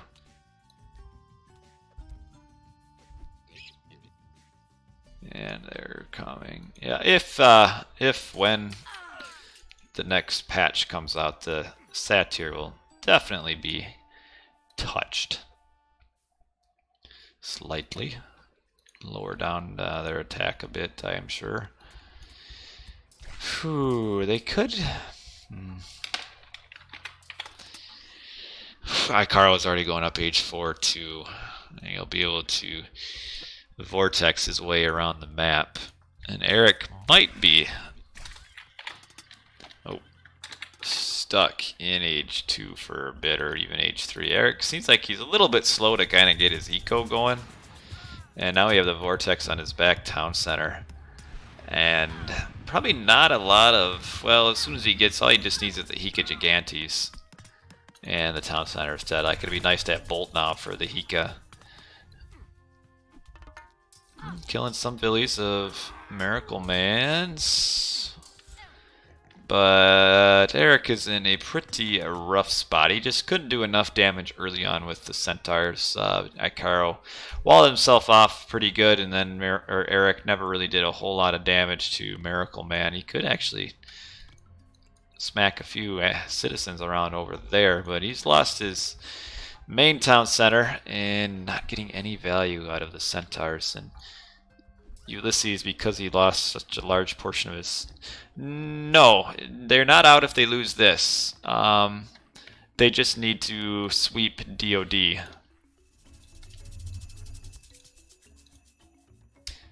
So if they sweep DoD, they're in and DoD is out.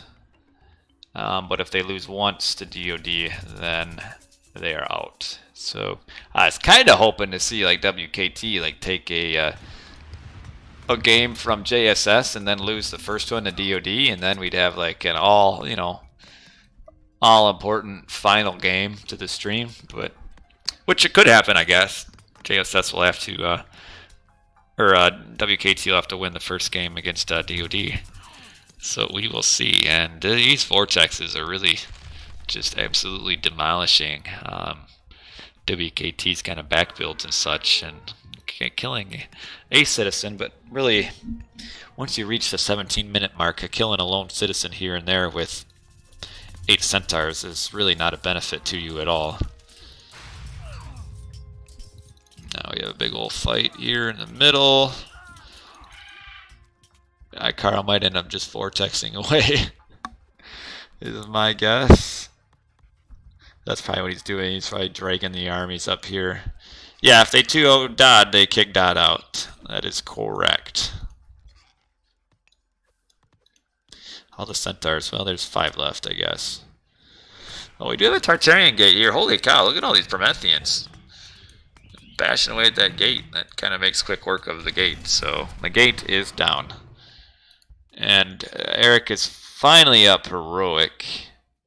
But a little late, and Icaro is really kind of putting on a Atlantean clinic here. Yeah, he's gonna just vortex his army out of here. Now that he's dragged the enemy all the way up to the top, he's just gonna vortex out. And we have an underworld used to from the corner, and Ulysses is just going to ignore. Oh, there he goes. Okay. He could kind of move. Oh, you gotta get your. Well, I guess she loses her ability to use her special when she goes through the underworld anyway. So couldn't have used the special if you'd even wanted. And actually, Icaro is kind of winning this fight 2-on-1 because there are not enough heroes to take out the satyr, which, as Aya pointed out earlier, are pretty strong. And those vortexes have just slowed down the WKT even more than what they were, so they're kind of significantly behind. And Eric is kind of not looking too good. And now Miracle is up, heroic or mythic as well. And WKT calls it, so that is a 2-0 for JSS. So JSS finishing the regular season undefeated.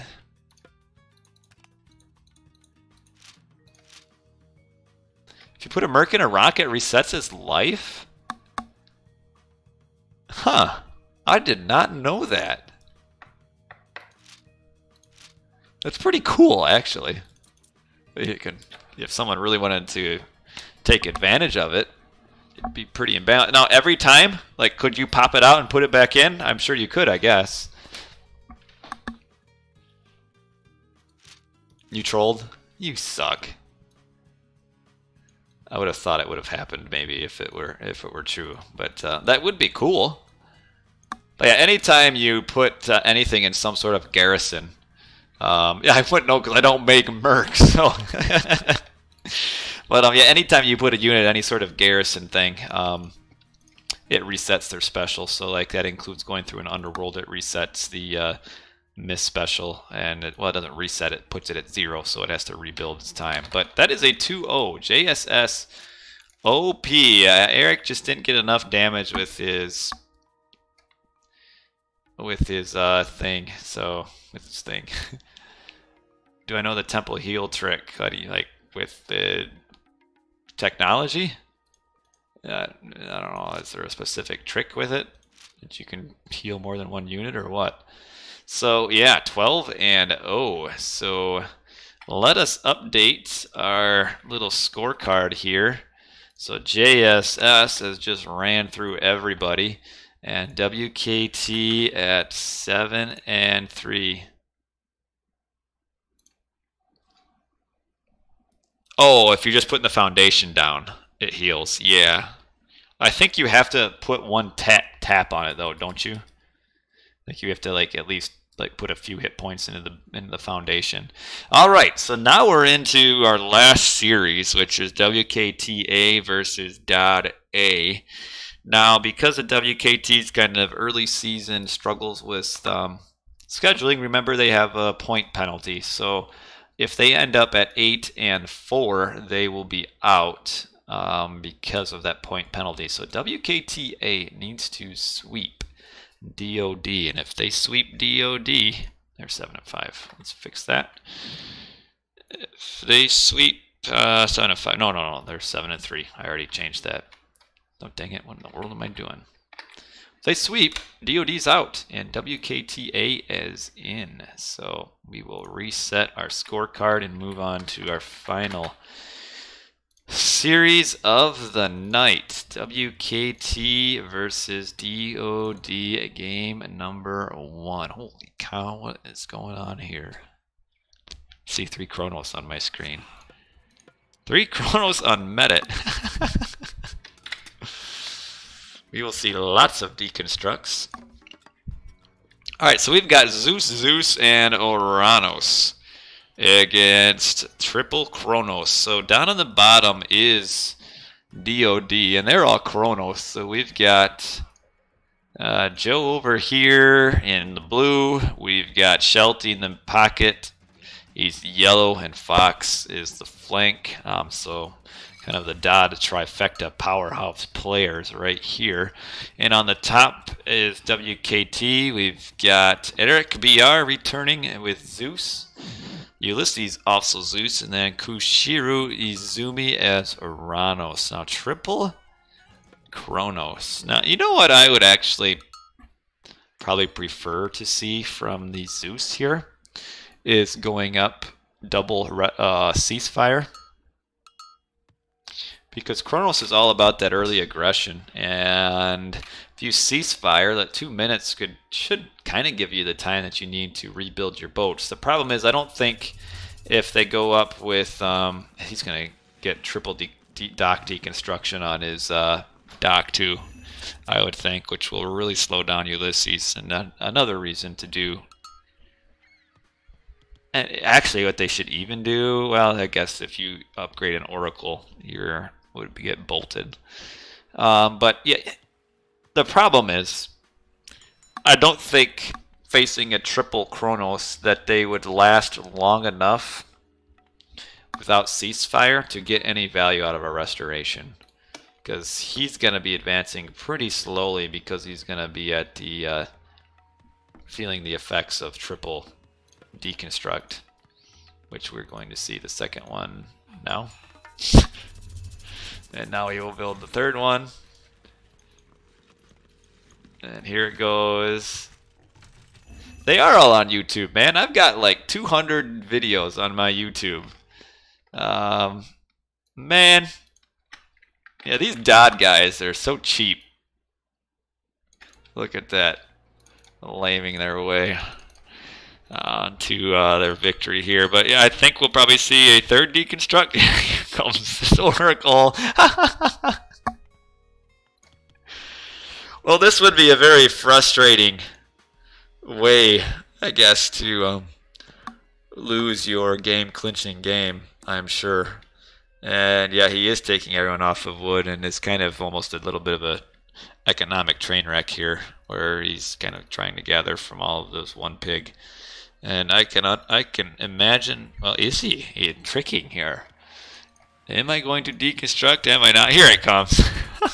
Triple deconstruct. And by the time the last one is done, who used their first one? Yeah, Joe's will be up in 2 minutes. Shelty's up in 250.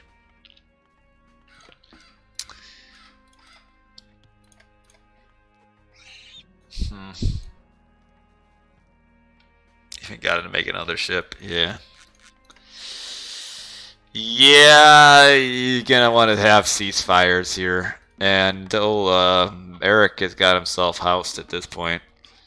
And now he even canceled the build that was 99% trained to age up with Athena.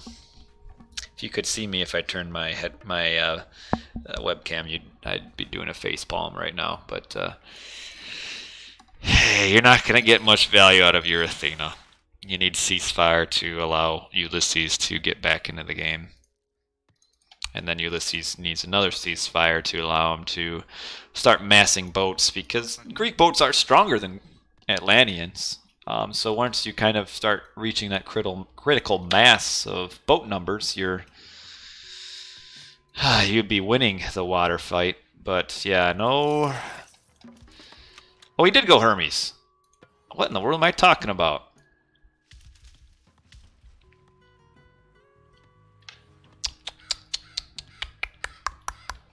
Did he click restoration first? Or not? Like, now am I just completely crazy? There was, due to the JSS triple bolt. But what do you do? Okay, so we do have the ceasefire, so that is the correct move. And Ulysses, unfortunately, is probably okay. He's not terribly slowed down, but we'll have to. See, he needs to be making. Oh, he did click it, and he canceled. Okay. So the first ceasefire is probably coming in pretty soon, about the same time these boats will all be showing up as well. So, okay, so there's a ceasefire. We've got, yeah, triple Promethean because we've got all 3 temples here, and then triple Oracle. Eric should really have sent his heroes over to help out, and they're not. It'd almost be solid to like do almost like Iran, like do like a villager rush on the back end of this. So they did go up with double ceasefire, so that is the correct response. I think probably Ulysses should have just abandoned his attempts at fishing and gone to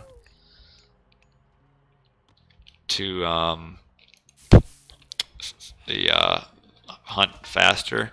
Yeah, you can. I'll tell you when I see it.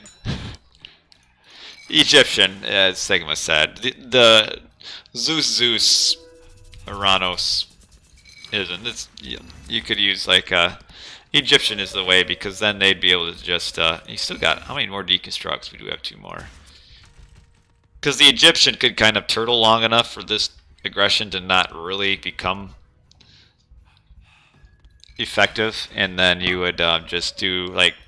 Actually, probably Ra would be okay against this, because you'd be having the Chronoses just put so much stuff into winning water, and then the Ra could just kind of delay everything with the infinite docks. And look at these vills. Will they be like trapped in here? Okay, I do like the Pegasus.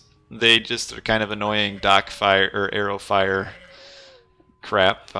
Okay, we do have the hero down here and the centaur, and Izumi has also showed up. So we've got our. Oh, we got some. Oh, he's housed. Ooh, Ulysses housed. Alright, we got one more dock deconstruct coming. These vills surrounded by all these oracles and Promethean. Oh, that's funny. Nice shockwave, but the problem is Ulysses just has almost no boats, and now he's getting all of his docks deconstructed here.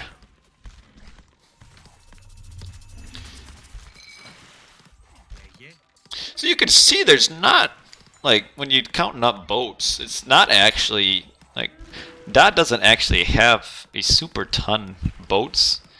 I think Ulysses could have maybe responded a little bit better than what happened. Because, like, if he has just a few more boats here, they could end up winning this fight, but, well, no, they're not going to with the way they're managing their boats. But you got the Pegasus kind of tanking all of the damage here, and Eric isn't fighting while Izumi is. And where is Eric going? I guess Eric is abandoning the fight. But like with Izumi's help on land, this battle is kind of the land attack is gone, but Ulysses just not anything on water at this point. I mean, you can see he has resources, he just doesn't have the resources to build a dock. So that kind of sucks as well.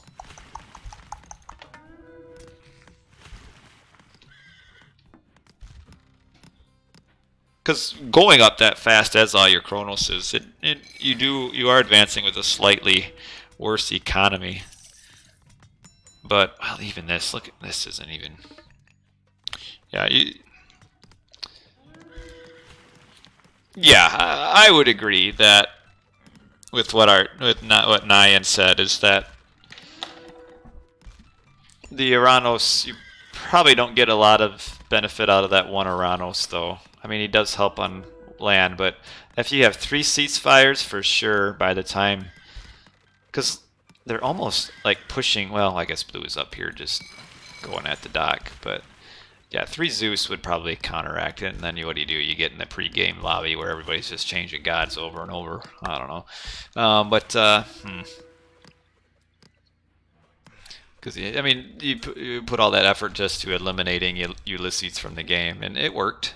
So it's a good strategy, and it's one that takes quite a bit of work to overcome. I mean, as the Chronos side of things, it's not like it's hard to implement the strategy. I mean, it's Atlantean. Atlantean early game is pretty much straightforward, and all you're doing is just time shifting your temple, using value on your heroes, making Promethean, and then just auto queuing boats. And it takes a lot more work to defend this, which is kind of why it makes the strategy good. Is that you kind of have to outplay to beat it. And yeah, Dot is just completely winning the water, and you still got these random Prometheans back here harassing poor Ulysses. And a good strategy from a DoD to just win about as fast as you'll see a Medit water get one. And okay, all right. Oh, is he stuck? Oh, he is stuck. Yeah, I would agree. Triple Ra would be good. And GG. That is it. Yeah. I wouldn't say it'd be an easy win, though. We saw ONU do double Chronos against double Ra, but it was a really close game. But, well, what a way with... what a way, I guess, to get eliminated from the playoffs, because that game does eliminate WKT. And is there even much? I guess if DoD loses this last game, it makes a tie for third place, and they did go 1-1, so I guess we'd have to do a tiebreaker for third. So we will jump into this last game. Now, one thing I do know is this last game has a save and restore halfway through, so we're kind of have to do kind of our goofy. We'll watch as much of the rec as we can and then jump to probably Joe's stream. But we're on Marsh, so we had 3 Marsh, 3 Medit, and a Frozen Waste tonight. But this is our first 3v3 Marsh. So this game, for the most part, unfortunately, is kind of pointless. But I guess maybe WKT, if they win this, could say that if only it weren't for those 3 scheduling point penalties, we'd be okay still. So we'll see what happens here. But it is Marsh, and Marsh is always a fun game to watch. So we'll look at our players here. We got Joe is Set, and Foxy Boy is Uranos, and Shelty is Odin. Kind of surprised to see Fox is Uranos. I wouldn't say he plays Uranos much, and in fact Fox doesn't really play a whole lot these days, but he's still a pretty solid player, unless he's hiding on Smurfs. You never know. Nice to see an Odin. I think, yeah, outside of Loki, no, we had a Thor very early on in this stream, but always nice to see Odin. Odin's usually a fun god to watch. But that is our DoD players. We'll go down to the bottom and take a look at our WKT fellows, and Ulysses is Zeus again, and Eric is Zeus again, and Kushiro is Uranos. So the same gods for WKT, but DoD is switched over to... Actually, they switched... All gods are different. That's cool. So Fox, Joe, and Shelty, though, is kind of their powerhouse team, for sure. And we've got Marsh. Marsh has lots of hunt. Let's take a look at some of the town centers. We've got a couple pretty close forward town centers right here. And then the other close ones are right over here. So we could have some town center battles later on as well. Relics. We'll have a ton of relics to look at. Walls are stronger. Infantry does more damage to Titans. Increases Chariot Archer hit points and Cavalry. That's a pretty good relic. So far, nothing. Oh, caravans are cheaper and move faster right outside of Joe's base. Oh my. That's exactly where you want that relic as a Greek. Oh my goodness. And then, okay, bolts. It's pretty standard to bolt the starting priest, prevent him from converting any sort of hunt. And it looks like he got to 1 hunt conversion in on the Aurochs. Otherwise, nothing else. Just that starting hyena. Mithune is cheaper. Thundercloud Shawl. That's not a bad one either. And the other wall relic. And then finally, line of sight for all buildings. It's not a bad one either. But definitely the best relic is right here and in the best spot possible for DoD, right outside of Joe's base. What I always like about Odin is that there's kind of so many different ways the Odin can play in a team game. Especially in a 3v3 as a pocket. Like there's quite a kind of a slew of strategies he could choose. He could do like classical Ulsark raids, even classical raiding cavalry, though that's not quite as common. Could also do like some initial raids into kind of a quick heroic into a quick mythic, or could do more of a boomy kind of a deal and get a pretty powerful rag off. So that's, for me, I kind of makes Odin one of the more enjoyable gods for me to watch in a team game, just because of just the variety of different things you'll see the Odin do. Otherwise, for most gods, I mean, generally speaking, you really only see a couple, 1 or 2 different things from gods. I mean, Set, it's just the town center grab with a shifting sands play. And Uranus is pretty straightforward. Zeus, you're either gonna do your centaur raids, or you'll do like a really heavy, like kind of a hoplite, maybe restoration play or something. But Odin's kind of got just a variety of different things to do, and Uranus is Uranus. But yeah, I like the Uranus. So he's built his buildings like this in fear of a potential villager rush, which there's not going to be. There's going to be a vision. And then, oh, that's a good one right there. Oh, one Vil killed, a shockwave used, 2 Vils killed. And a 3rd as well, so real solid. That's a solid god power usage. I mean, you use up a bolt, shockwave, and kill 3 Vils. So that's pretty good. What you'll notice if you were here at the beginning of the stream, the difference between that vision and shifting sands as compared to Luyandula's all the way back in the first game, or maybe that was the second game. Where the vision and shifting sands was just way too slow. You saw how fast Joe used his vision and did shifting sands right away. And that's Joe did it. Joe did it the right way and got God powers out, villagers dead, and then not only the villagers are dead, but you're also forcing idle Vils. I mean, he went through the wood line. He made all these Vils idle for a while. Getting off to your voice right now. Jeez, you perv, Stan. And Luke, yes, you are right. Joe showed us what to do with that. So you finally caught me live. Well, that's good, Mr. Maddox. So the set is kind of followed up with a typical town center grab. A nice town center. It's getting some Aurochs right next to his town center. That's pretty standard. All that. Yeah, what's up, Mr. Cackle Cackle?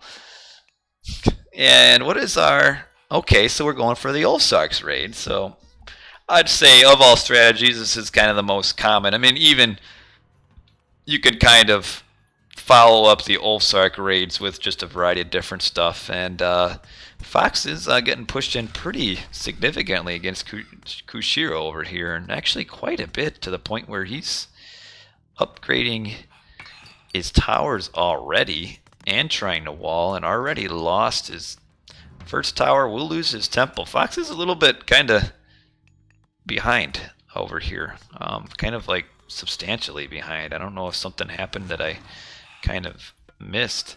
Fox also, with the way the town center spawned, doesn't really have a back town center. This is his back one here, and it's really more so to the side, I think. Yeah, that is. Did I talk about villagers? So Joe will make just a few barracks units, but with all of the hunt that he'll have, and he's got a lot of hunt, and I think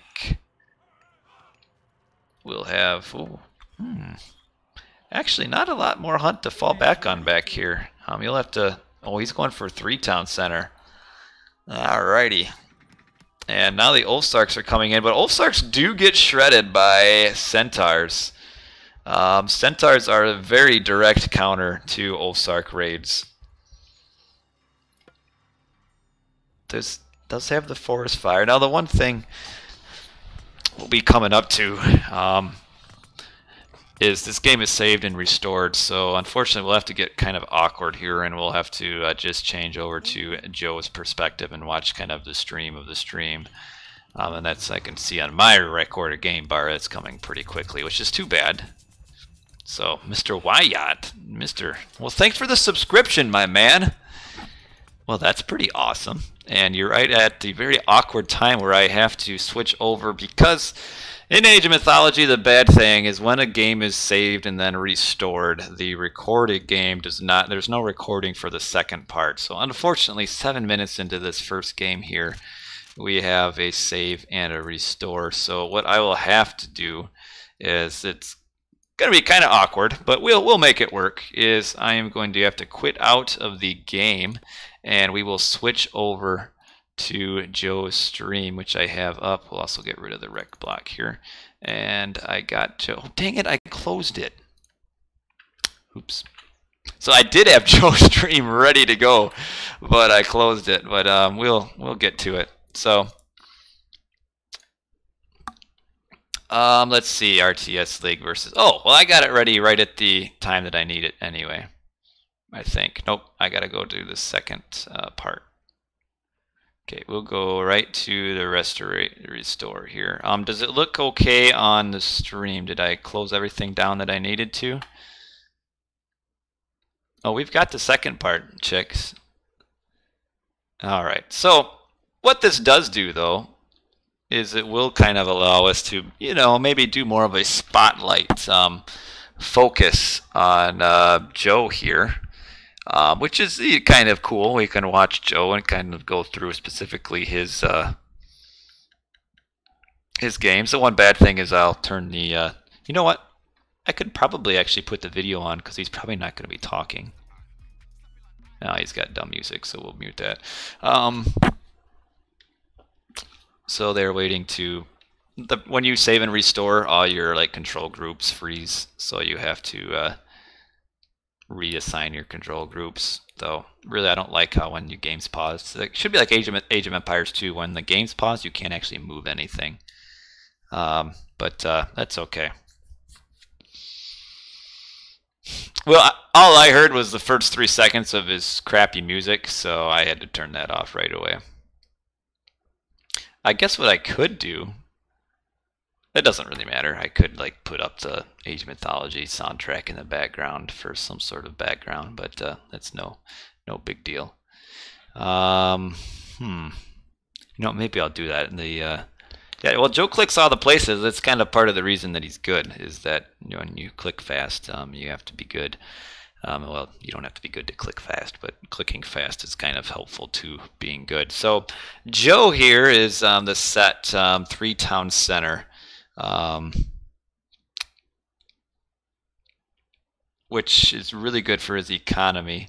Right now, though, what they're, he has found a lot of vills there in the middle. We'll see how quick it takes for Kushiro to react, and actually reacts pretty quickly. and is falling back with his other units and still converting with his priests up in the front. And he did. We saw him send some resources to. Just a suck because you're part of my daily breakfast routine. Well, that's awesome. No problem. You can talk what you want. You can not talk. You can watch my videos on YouTube. That's great. Your subscription is appreciated. And you watching on YouTube is also appreciated. Let's be honest though, if it weren't for watchers, I wouldn't be doing this, because part of the reason I like this is just because of the interaction. I actually never watched recorded games until shut up, chicks, until I started streaming, and then I started watching recorded games. But so with Fox getting pushed in so heavily on the left-hand side, we see that WKT is kind of, I wonder why it's blurry. I guess this is his source, is 720. That kind of sucks. But we see that WKT has now moved over to Shelty. We see purple at Shelty's base there because Fox has been thoroughly pushed into his base. And those priests, well, should be picked off. But Eric kind of mismanaged his troops a little bit there. I guess I can get off of the timeline bar so nobody knows when the game ends. Well, geez, when is this timeline bar going to disappear on the bottom? I don't like it. So Joe is getting pushed into his base. We do see a lot of... That's the one bad thing, is I want to scroll up and see what's going on at this restoration fight up here. Oh, look at Joe. Well, we see a little bit. So restoration used aggressively up there. But it looks like it might just be primarily purple up there.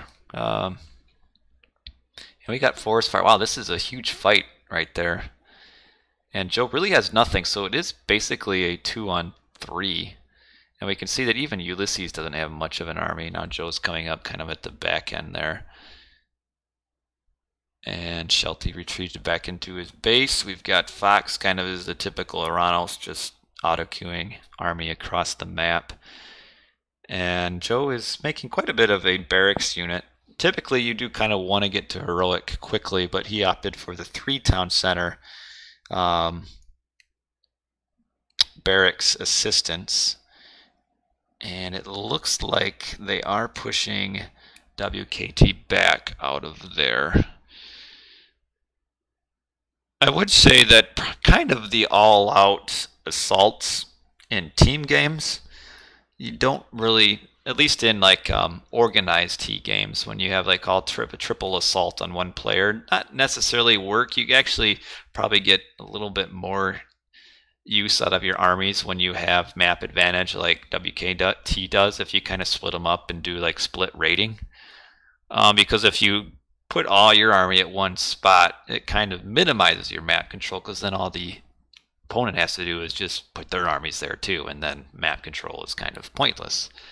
And we can kind of see with that push. Oh, there's a nice little raid up there, getting in on Fox's civvies. And we see Joe is upping Nephthys on a pretty good rate here. He's got 3 town centers. He's at full villas already. And we've got the purple coming in for a raid. Joe seeing it. And will they find that back gold mine? They could actually do a ton of damage back. Oh, getting distracted by the front gold mine. Okay. It's forcing Joe back, and we can see right now he's kind of got quite a bit of idle vills and stuff going on.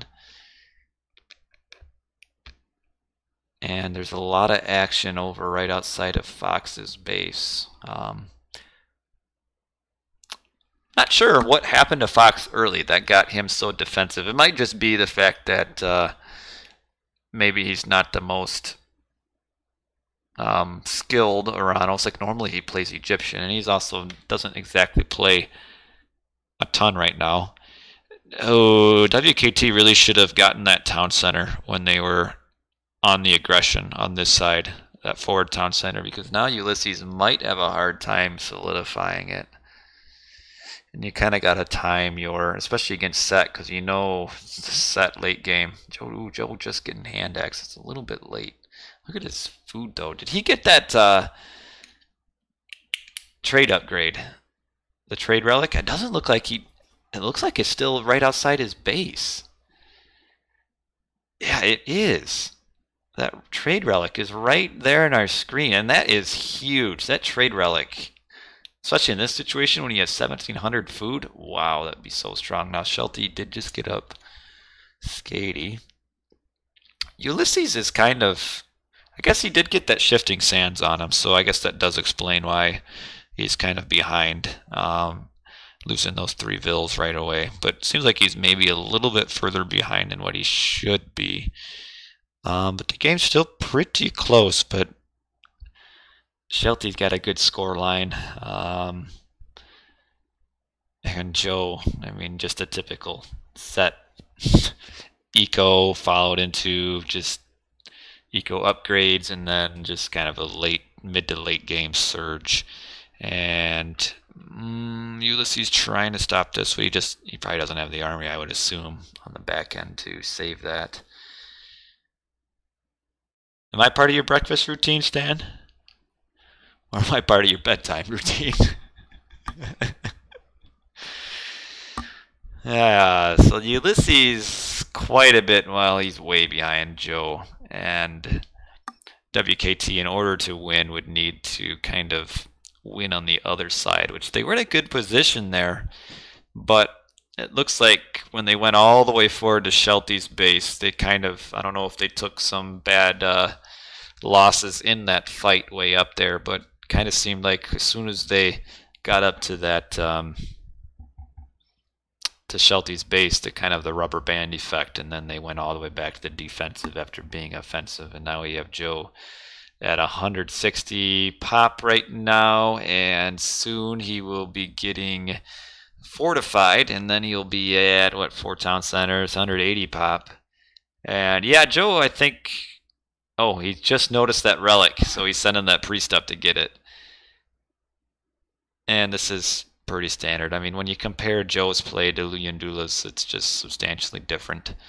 I mean, just that initial value out of that early shifting sands is so huge. Like, Ulysses still has like nothing going for him. And now we see the 180, 180 pop. And Joe already has his trade route going. I'm kind of surprised he is trading with, well, is he going to Shelty's back town center? He is. His market is a little bit mispositioned for the Shelty trade route, and Joe is also aging up with Mythic and going up with Horus. And yeah, I think Joe has a custom mod that makes his farms look a little bit trippy. Ulysses with bronze on the left, so Ulysses is donating his god powers to the left-hand side. And Joe is really a heavy push over here. I don't know where Ulysses' army is or where his help is. It looks like we see the green blob over there and the purple blob over there, and nothing to help Ulysses. So Ulysses is about to get just absolutely smashed. I think they might still have a ceasefire.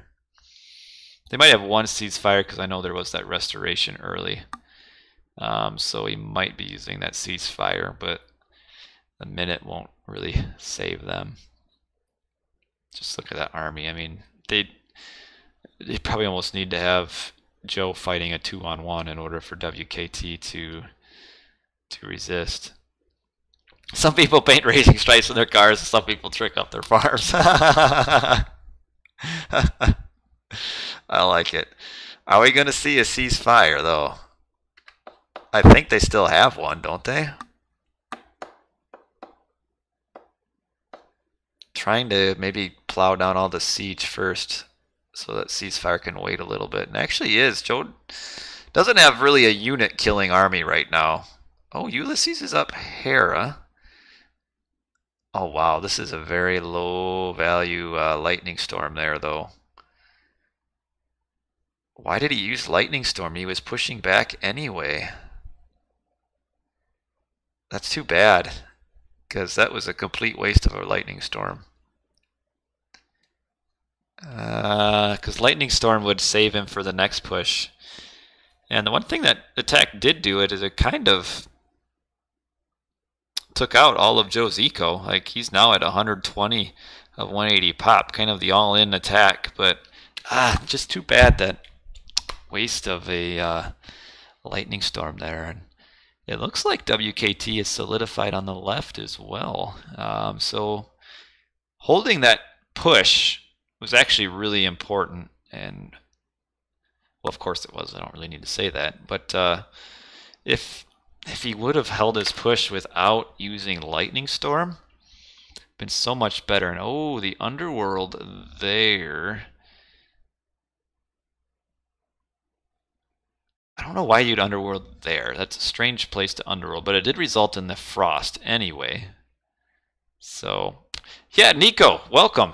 If you're wondering, it's a little bit weird right now because I'm streaming a stream because this part of this game, the recording of this game, doesn't work because it was saved and restored. But yeah, I wish he had lightning storm still. And oh, that frost does result in the underworld getting killed.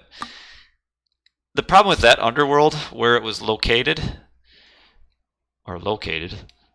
enunciation on the wrong syllable.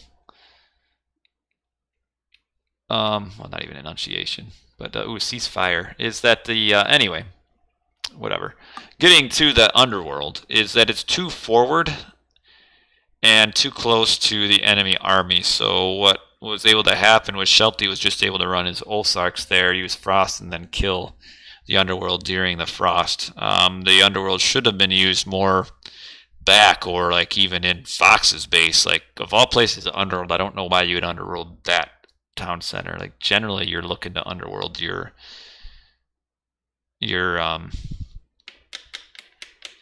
Atlantean opponent. Yeah, he should transition to catapult. You're right. That would be standard. Ooh, sneaking some Vills in down there though. Let's see how they do. Why is this game bar at the bottom not disappearing? I mean, the one thing you do get though out of the siege towers is that they are a huge meat shield. Oh, if you can build those cheeky docks there, it's pretty cool. And actually, Ulysses kind of responded pretty decently. Oh, I want to watch the. Oh, show me the special of that. Oh, that's too bad. I wanted to see the special. Massacre the Vills. Yeah, that dock will give access, I think, to Green's town center. Joe is still holding on to both Ancestors and Tornado, and all of these siege are just being a pain in the meat shield. But not only are they killing buildings, they're also meat shielding everything. And we have a Tartarian gate right in Joe's base. Again, of all places, of all players to Tartarian gate, why would you Tartarian gate the Egyptian? Like, it seems like WKT's maybe usage of God powers is a little bit abnormal. I mean, we had Lightning Storm wasted. Underworld kind of used inefficiently. I mean, it did result in the... okay, now we have Ancestors. It did result in Frost being used. Now the Tartarian gate on your Egyptian opponent is generally not the one you want to tart. Yeah, the little island there. There's a crocodile. It's actually not an island. It's a little land penis, I suppose. I think these siege towers are all going to kind of die, though. That Tartarian gate, though, is actually putting in a lot of work on that on Joe's eco. One thing to note is that the Tartarian gate did have the building upgrade, and that's very important to get. It's not only is it more hit points, but also more resistance to hack damage. Yeah, I like that little gator there. He's kind of just in charge. But Joe, did he ever gather in that relic? I think it is right there now. You'll have to regather it. And now they are pushing right through the middle of the map. Whose town center was that? What's up, Ultra Noob? Right now I am streaming a stream. I'm getting the last game of the regular season of the RTS League right now. Watching DoD and WKT. And it looks like DoD will end up probably winning this. See if he gets that town center down. I don't think so. Yeah, Joe's still just going on all out siege tower. Oh, the last hit gets that town center down though. Wow, right at the nick in time. Nick of time. Nick in time. I suppose if if someone named Nick time travels, you could write a book about him called Nick in Time. Or if he's always clocking in at work 3 seconds before he's supposed to be there, he's Nick in Time. Okay, little annoying boats there. I don't know if they can reach the town center. And Joe is, again, because of that Tartarian gate, though, is finding his economy completely leveled. So he'll have to rebuild and wait for his trade route to kind of return. Kushiro does have some units on his trade route. Kind of surprised Joe hasn't gotten, though, his siege upgrade. It is such a big upgrade to get. Of course, Zeus handles Underworld very easily. And Ulysses has taken a high score for his team, which kind of embarrassing for his teammates, especially considering like Eric VR as the Pocket Zeus, who didn't get tagged early, should be probably a little bit further along than what he is. Yeah, I think Joe is kind of doing the extended siege tower push a little bit too long. At this point, he's just spending 300 resources per siege tower to just watch them die because he has no army to defend.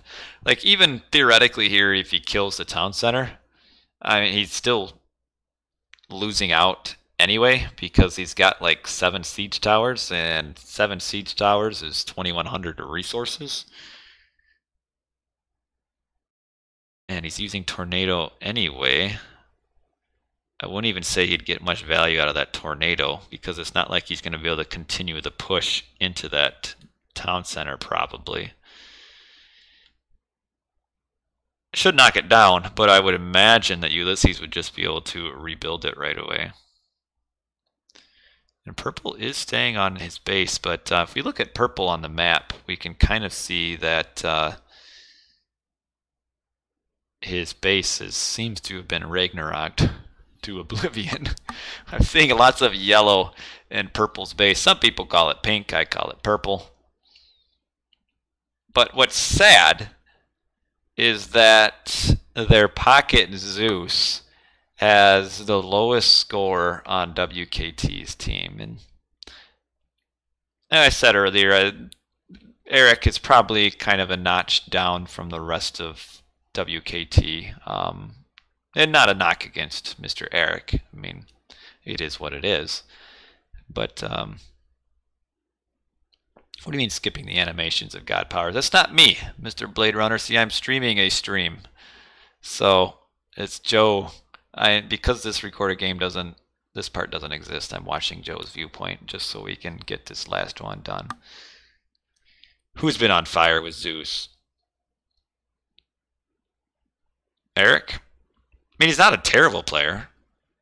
He's decent, but I think from your pocket player in this situation, you want to see more than him being almost the low scorer when your ally on the left has been Ragnaroked, your Zeus on the right. You know what? He didn't even use Ragnarok, so Shelty was rolling through Kushiro's base without even using Ragnarok at all. And now as soon as Ragnarok gets used, I thought Ragnarok had been used, but no, it hadn't even been used. Well, that is the last of that game. So DoD, let's look at this. The one nice thing is being able to see the Twitch chat during it.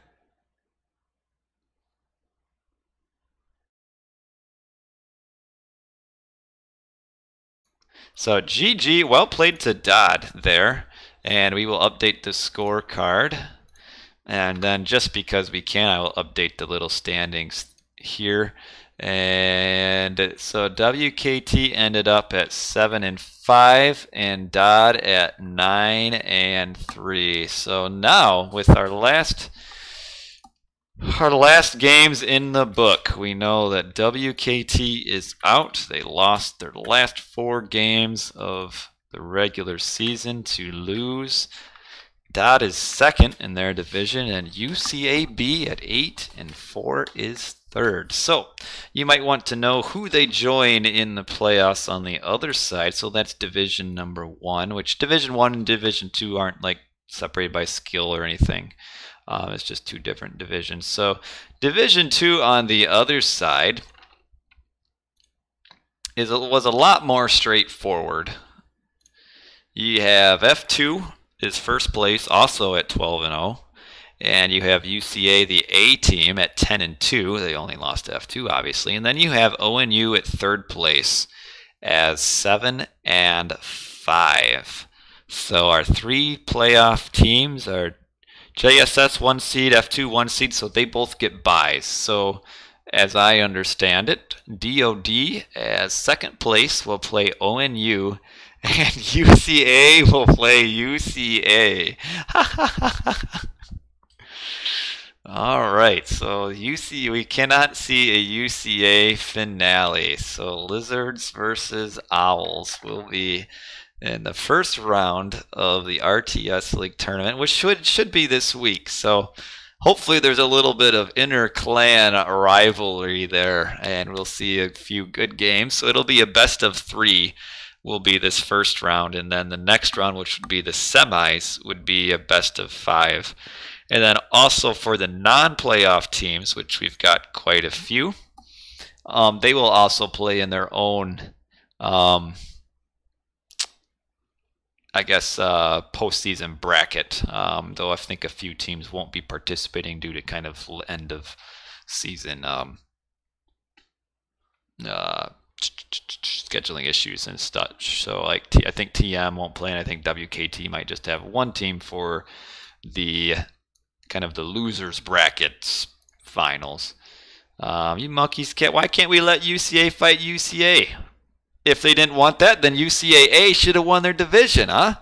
Or UCAB should have. You know what? You don't want to play each other, then play better. Sucks to be you.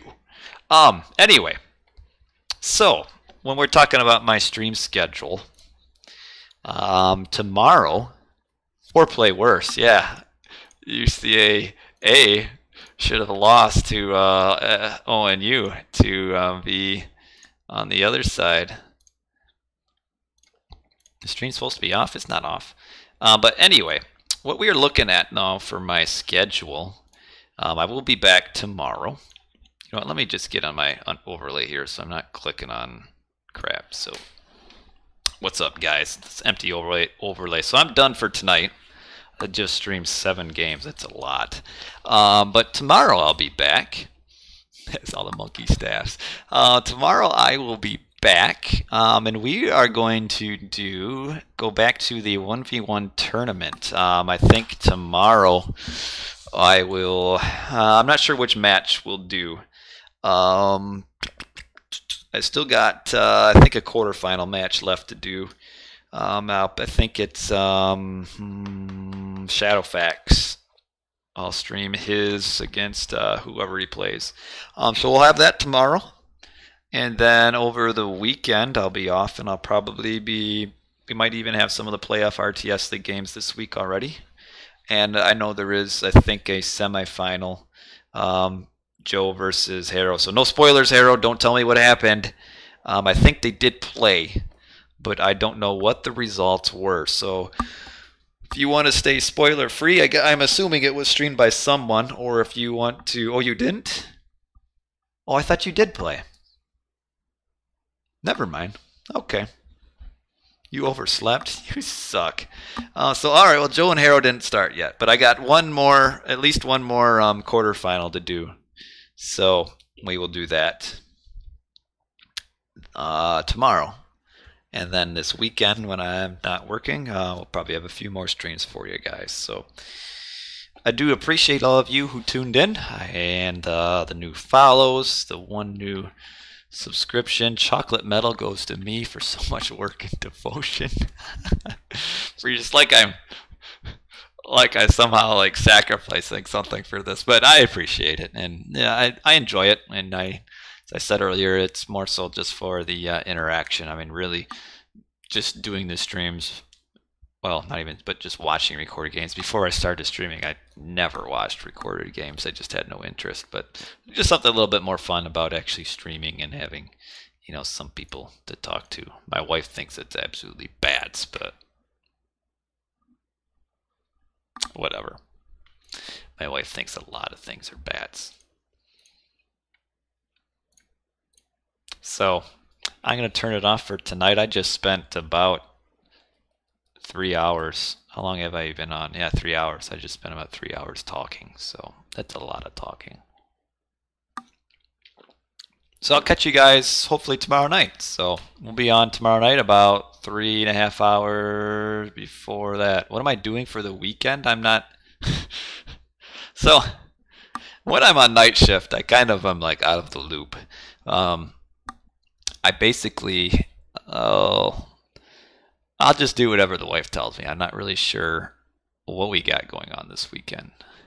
Tomorrow night, I've got open house at Cam's preschool, so we're going to that tomorrow night. This weekend, I'm sure my wife will tell me if she hasn't already told me, and I just probably forgotten. But, well, appreciate all you guys. YouTube, Twitch, everybody. I should set it up so I can stream on Mixer too. Now that Mixer is going to be the new thing with Ninja streaming on it. I'll be the second most popular Mixer streamer, and the most handsome. So that's it for tonight, guys. Tomorrow, 1v1 tournament action, starting about 3.5 hours prior to this. Nice way. Well, I'm a family guy, Ultra Noob. You keep asking me questions when I'm about to turn or making statements. I'm a family guy, my man. I go to work and I spend time with my family, or when everybody's sleeping and I'm just staying up because I work nights, I spend time with you guys. You're my family too. Most handsome till Narvi started streaming again. Narvi isn't even remotely good looking. The only like AOM streamer I have competition with is Skady. That guy is sexy. He is a hottie. And he's Brazilian. A Brazilian hottie. Come at me, Skady. Come on. Right here. I got room on my lap for you, man. What in